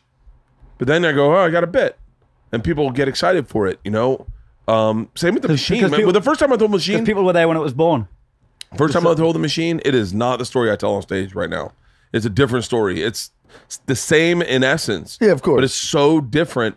And I had to work for that. And so I believe, like, if you can find, especially if you say something quick on a pod, like a one-liner on a podcast, oh, fucking throw that in your act in a heartbeat. Well, sometimes for me, it's more like you say something in conversation, you go, I didn't realize, like, if you're in a debate with someone, I'll come up with a point and go, I didn't know that was an opinion I held. Like, I wasn't aware that I felt so passionately about this stupid fucking thing. Yeah. So now I'm obviously going to write a routine about that. The thing that people like laugh at on a podcast isn't stuff that would necessarily work on stage. Like, for instance, I mentioned before he doesn't eat eggs because he calls them chicken periods. We had a conversation about this on our podcast, and I said, I would eat actual periods if they tasted like egg. And people started quoting that back to me. By the way, hold on. See, that's a for the record, that's a bit I had tried to work. So we didn't realize we have chickens. We didn't realize that it was our periods. Yeah. And my daughter was like, "We're eating period sandwiches." Yep. And that's a brilliant premise. But I would completely do that on stage because the majority of people in the States haven't seen your act and don't know about that joke. And the idea that you go, I was talking to my buddy Daniel, and he said he can't eat eggs because they're chicken's periods. I fucking love eggs. I love eggs so much. And then the job is then to not just make it end at I'd eat actual periods if they taste like eggs, is then to take it and then... I can get breakfast from my wife. Yeah. Like, I'm just like waiting for the time of the month so I can... Yeah, dude, I'm telling you, I think that's a full-blown go for me. Yeah. And then Ralphie Mayett. Ralphie was so good at like taking one premise and murdering it down the line. Taking one premise and then giving you 9 punchlines for one premise. He had a joke about medium dick. Have you ever heard that? Medium dick. he goes, I got medium dick. Ladies keep saying they want big dick. Ladies, you don't want big dick. Leaving your pussy looking like a horse reaching for a sugar cube. And then he would do 10 premises. No, bitch, you don't want big dick. You don't want big dick. And he just, make your dick looking like a hallway. Ladies, you don't want big dick. And he just keep taking it to the next level. Yeah. So fucking Ralphie was the best at that. But I would definitely do that on stage. Yeah, because I just see that. The reason I used Ralphie that, the reason I used that as an example, because that's what made people die laughing when we had the conversation. But I get that reported back. Oh, it was funny when you said this, and people were like fucking asking for merch with it written on and shit. I was like, I was like, I don't want to do that as a bit. That was my conversation I had with my friend. No, let me tell you something. Now you're talking about TomSegura.com. Tom Segura is a fucking... Is that one available? Check that one's available. Oh my God, it is? It's unbelievable. You should sell shirts to say TomSegura.com. Tom is a goddamn fucking That would be genius. that would be funny if you started selling merch on your website of TomSegura.com, because even though it would send people to his website, you'd be making cash off of his website. He already did it. Oh, he sold Bird is Fat, Tom is Fat shirts, and all the Bird is Fat sold out. He goes, They're the only ones the right size. on his website, his own fucking website. Tom had a joke about, I think, bikes. Everyone's going to lose their mind on me on this because I don't remember the exact thing. There's a joke about bikes, and so he made a shirt about bikes. And then one day he said something on his podcast about kingfish, about how black people won't swim if kingfish are in the water. And Is that a river fish? Is that a sea fish? No, it's just a big fish. And kingfish in his waters. And so he made a shirt to say kingfish, and then he realized a business model that is genius. I hope I'm not giving away his secrets, but I think every comic should know this because it doesn't matter. The fans are going to buy him regardless. If he comes up with a bit on his podcast that's fun and makes him giggle, he'll make a limited release of T-shirts. Like he'll invest maybe $1,000 and buy $1,000 worth of T-shirts, print them up, sell them, and once they're gone, they're gone. He'll end up selling out of all of them eventually, and he'll make maybe like 15 grand. And he just keeps an eye out for anything he says on his podcast that kind of catches wind. Like anything that catches wind with his fans, he'll be like, oh, let's make a T-shirt. And he'll invest in it. And if it doesn't sell, it doesn't sell. But if it does sell, it does sell. And he'll just sell $1,000 worth of T-shirts. He's got a system in place now where he can just call someone and go, hey, make Glasson T-shirts. Yeah. And then they make $1,000 worth of Glasson T-shirts. He doesn't make any more. Sells those, makes 15 grand, and every year he gets like. that idea? It's not that I hate it Because we've never done anything financially with our podcast. Oh, that's a big. It's had like mistake. half a million total. I haven't done either. I haven't done that either. I just do advertising, but that's a big fucking mistake. But no, you should without a doubt, you should make a shirt that says "I eat periods." Or we've had a. For me, it's just like we've got some gorilla merch. Somebody started making merch on our behalf and giving us half. Yeah, there's some fan somewhere that makes shirts of our quotes, and we're like, mugginsandcream.co.uk. We're like, we're not going to sue you. Just go to Wiggly. And then cut me a check.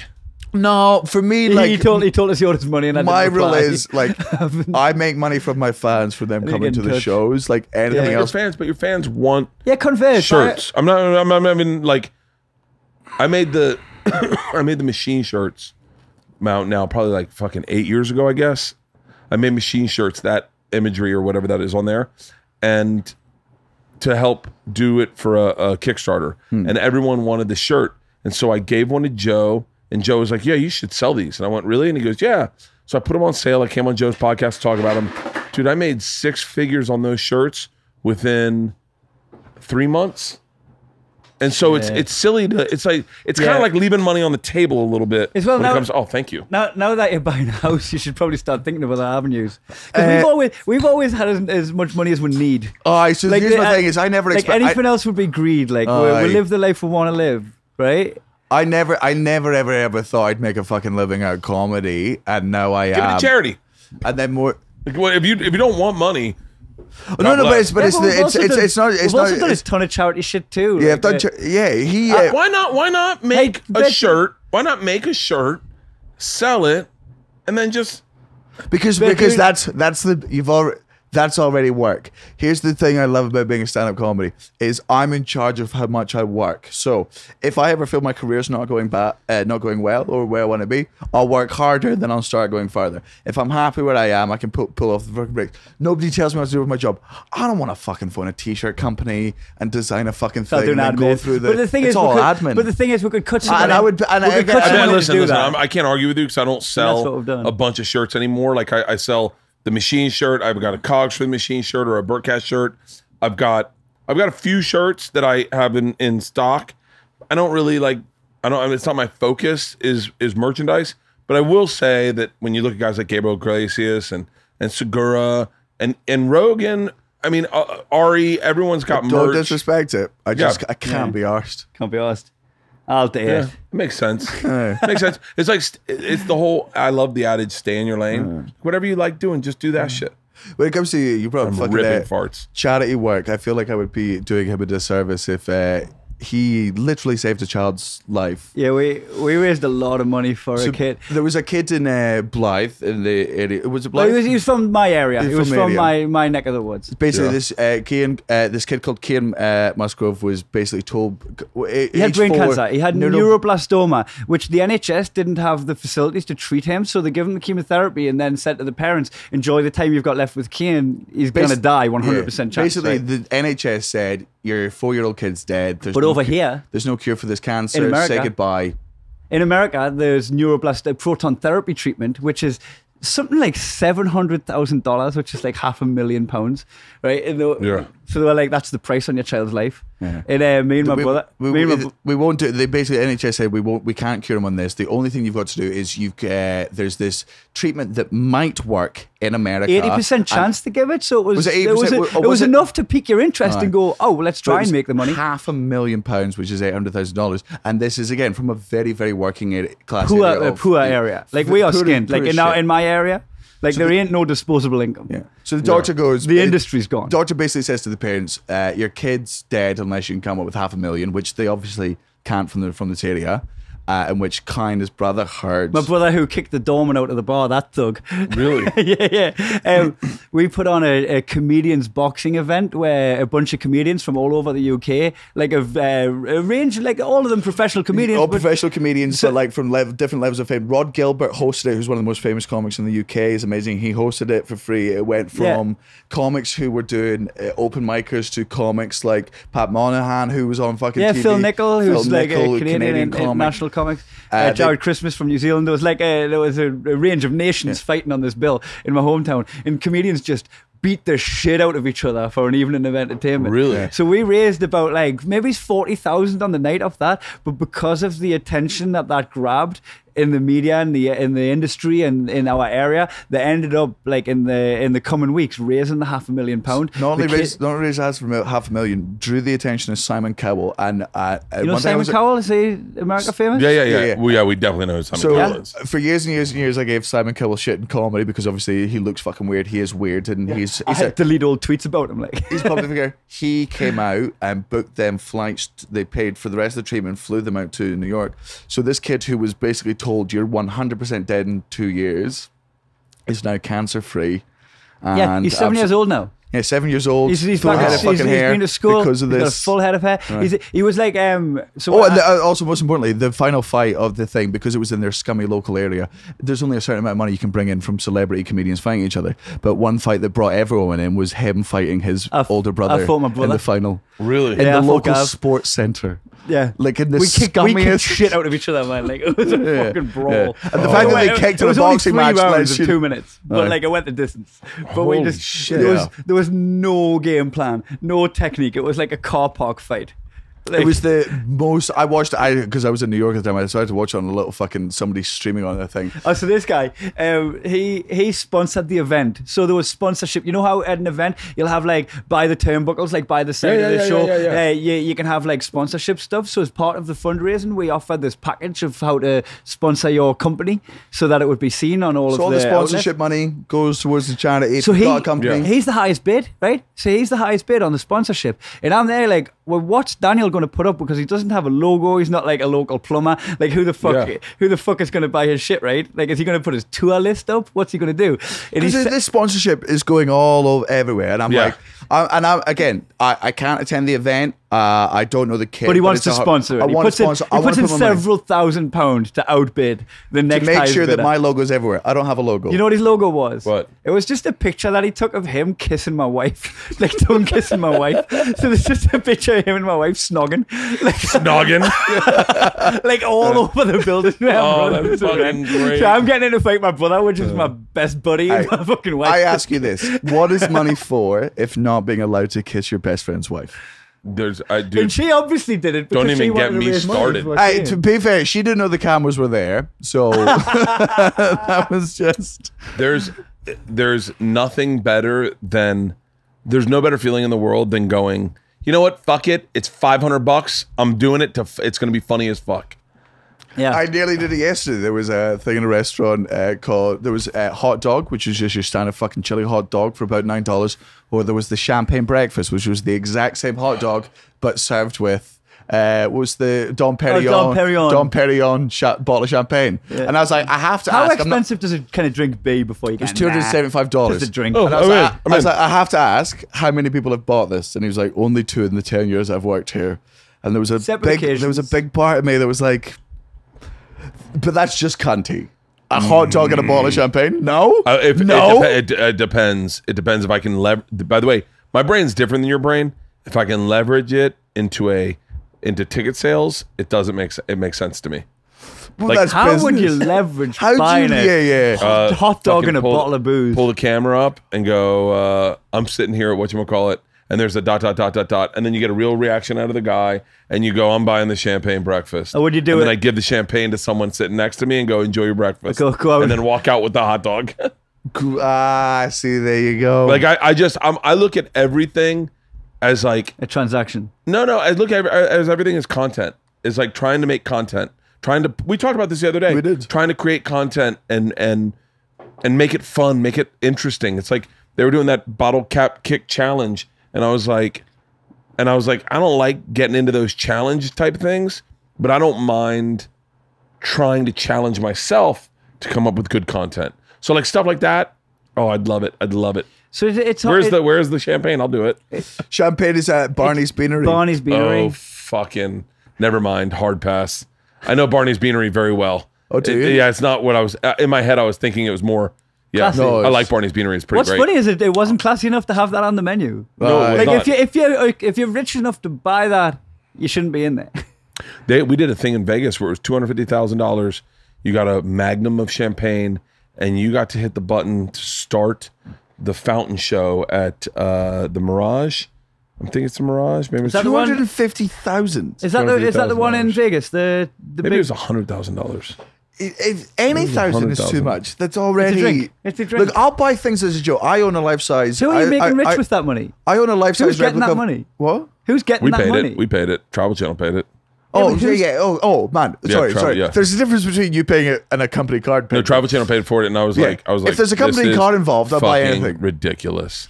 I own a life size replica of a dinosaur, Velociraptor, because it was less than £1,000. The theme park was closing down, and they were selling all their stuff, and there was a 5.5 foot high, 7 feet long Velociraptor, and I was like, "How much is that?" And they were like, £600, and I'm like, "That is." It's less than $1,000. Yeah. For a full, I'm like, I'm obviously buying that. Yeah. Those are the moments where I go, this is what money's used for. That's when I'll fucking use it. But I'll tell you where. The second you start getting into 1,000 is when my Scottish kicks in, and I'm going, not even. No, I'm not. Makes no sense to me. That I don't mind spending. I don't mind spending money for a joke. Like if it's a joke, I get it. And it's gonna make a good story. I'll throw some money that way. Like we're talking about spending money for a joke. It's where my head goes. I go, if it's funny, it works. You know, like, and it's also the rule is it's only funny if you do it as well. Yeah, I've heard. Sorry. So we did. I went to a wine tasting for our kid's school, and it was they had a Wait! You went to a wine tasting at your kid's school? yeah, it's a late night thing for all the parents. Right. So they do a wine tasting, and then they have like a That's raffle. one of the most LA things I've ever Oh heard. yeah. Can I interest you in half of this? Which one is that? It's a No, different I have one. a full one. I have a full one. Give it to give it to Daniel. I'll leave it there. I'll get it. So we go to the wine tasting, and I get there, and I just come in from Vietnam from Travel Channel. Yeah, And I I, was like- assumed that not from the war. Yeah. I was like out of it. I was back from Nam. Jeans Yeah, pen but up in your like ass. 2012 bars, so it's Yeah. not that impressive. So I said to the guy, the wine tasting was just a little sip of wine. You could just get sips. You couldn't get like a full glass unless you bought the bottle. And I was like, oh, fuck. And there's already lines to buy bottles. So I'm like, I go over to the raffle where Darren Turbo's running it. I go, what's up with the raffle? And he goes, 12 prizes, all ranging, tells me what they are. I go, how many people have bought in? So all the money goes to the school. And he was only like 40 people. I said, how much is in the pot? And he goes like, $40. I go, what? He goes, yeah, everyone's buying like one ticket or two tickets. It's not that many people bought in. And I go, all right, put me in for 160. I'm going to fucking clean house. And he was like, what? And so, and by the way, $160 is a lot of money just to go like, fuck it. I'm going to piss it away. Yeah. So I put in $160. I go back to the wine tasting, buy a bottle of wine. We're in the back. We're drinking wine. They do the raffle. They pull out the first number. They're like, and for the Pilates classes, 5 free Pilates classes, number ... And I go, that's me. And everyone applauds. I go up. I get the thing. I'm like, I can't believe I won. Go up for the next one. Number 577 thing for the gold bracelets. I go, that's me. And I go up and everyone's like, wow, I won 10 of the 12 prizes. My wife won one of them on her own ticket. Oh, so she bought one ticket. She bought one ticket and got one of them, and everyone was like, got upset. They got upset, and I went, no. It's how a raffle works. I put $160 in, and I won all the shit. And they were like, you need to give them back. And I was like, not gonna happen. No. Not gonna happen. Fuck you. You don't have a sense of humor. This is how this fucking game works. It's not my fault that you didn't sell this many tickets. Not that extreme, but I was at the end of a night out in Newcastle. There's a bakery called Greg's in the UK. I don't know if you've been there, but it's 24 hours in Newcastle. So there's have you heard of the steak bake? No. So it's like It's your favorite thing, but it's poverty in a pie. So poverty pie. That is their slogan. Yeah. So there was that's the best one at that particular bakery. But my friend who I was queuing with, like the cheese and bean melt, and he was saying the cheese and bean melt's the best. I'm saying the steak bake's the best, and we're just getting into a row about this what you can see on your screen. Good. So I get to the front of the queue. He wanted a cheese and bean melt, right, my friend? And I get to the front of the queue and I went, I'll have one steak bake, please. And I counted how many cheese and bean melts there were, and I was like, and I'll have 9 cheese and bean melts. That That is so my personality. That is so my fucking personality. Dude, we were with Ari.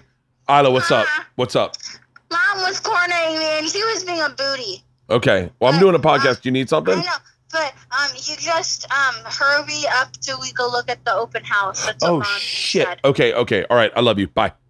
Fuck, I gotta go buy a house. Nice. So wait, hold on. So we were with Ari. How long have we done?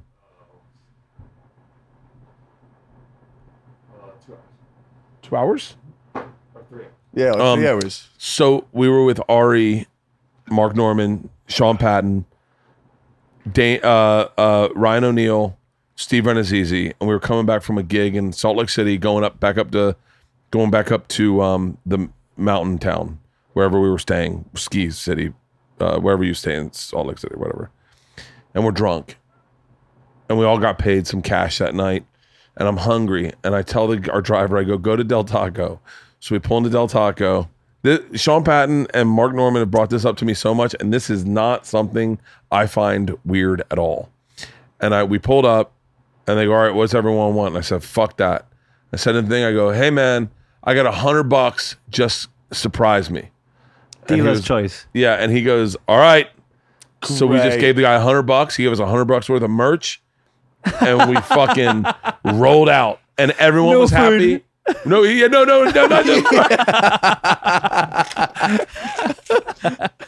Oh my god, I'm gonna throw up. No, but just Del Taco hats, Del Taco shirts, Del Taco cups, No, he gave us $100 worth of There's food. no food. You're just sitting there chewing socks. He's like, oh fuck, we're all in Del Taco's jackets. All right, we have to wrap this up. I have to go look at a house. All right. This has fucking been a blast. This has been great. This is Thanks. everything. We should do a shot to end it. Yeah, absolutely. Yeah. This is everything I wanted it to be. Thank you so much, Oh, man. will this has come been... out before the tour ends? Will some people Yeah. listening Yeah, be able yeah, to yeah, watch yeah, it? yeah. So Okay, this I is. wish I would put Oh, this I out. also I plugged our tour way better than the last one, but it's danielsloss.com. We're going fucking everywhere. If you enjoyed us chatting, me and Kai are on the road in America until the 6th of People August. can download my show about the box and the comedian's box, and they can get that on kaihumphreys.com. Aye, it's all. Use the it's all discount there. code Muggins. Hold on a second. We should call Ari and tell him we're all together. Oh yeah. Ah, yeah, send him a photo, man. Phone that. Yeah, hold on. I'll send him a photo phone so that he can fucking receive it on his Jew Nokia. right now. He doesn't have a photo. He doesn't have a camera phone. No, yeah, you can't FaceTime him. Yeah. God damn it. This is going to be longer than it is. Fucking. Here we go. We're calling Ari Shafir. Will he answer? Does he I answer? doubt it. He's such a fucking. It doesn't even ring. His phone doesn't even ring anymore. No. It's just some pigeon gets a message that it needs to fly somewhere that he is. An Asian guy comes up by horseback. Mr. Ari. Mr. Ari. I switched to a landline until early August, so I'll only get this when I'm at home, and I'm on the road. He called his landline. Ah, yeah, he is. Did he call his landline? He's just. How does he he's- live? He is an enigma. You know what? He's a virtue signaler. He's virtue signaling. Privately. He's virtue. No, not even privately. He does it. That fucking. What a fucking cunt. Doesn't have a fucking real To Ari being a cunt. To Ari Hey being a guys, cunt. to Ari being a cunt. fucking cunt. Slange it. Beyonce's sister. To is a Beyonce's slut. sister. All right, we gotta wrap this up. I gotta go look at a house. I love you guys. Thank you so much. Hey, Enjoy thanks, the man. tour. Enjoy America. Thank you so much for doing this, guys. Thanks so much, man. Fuck yeah. Pleasure. Great.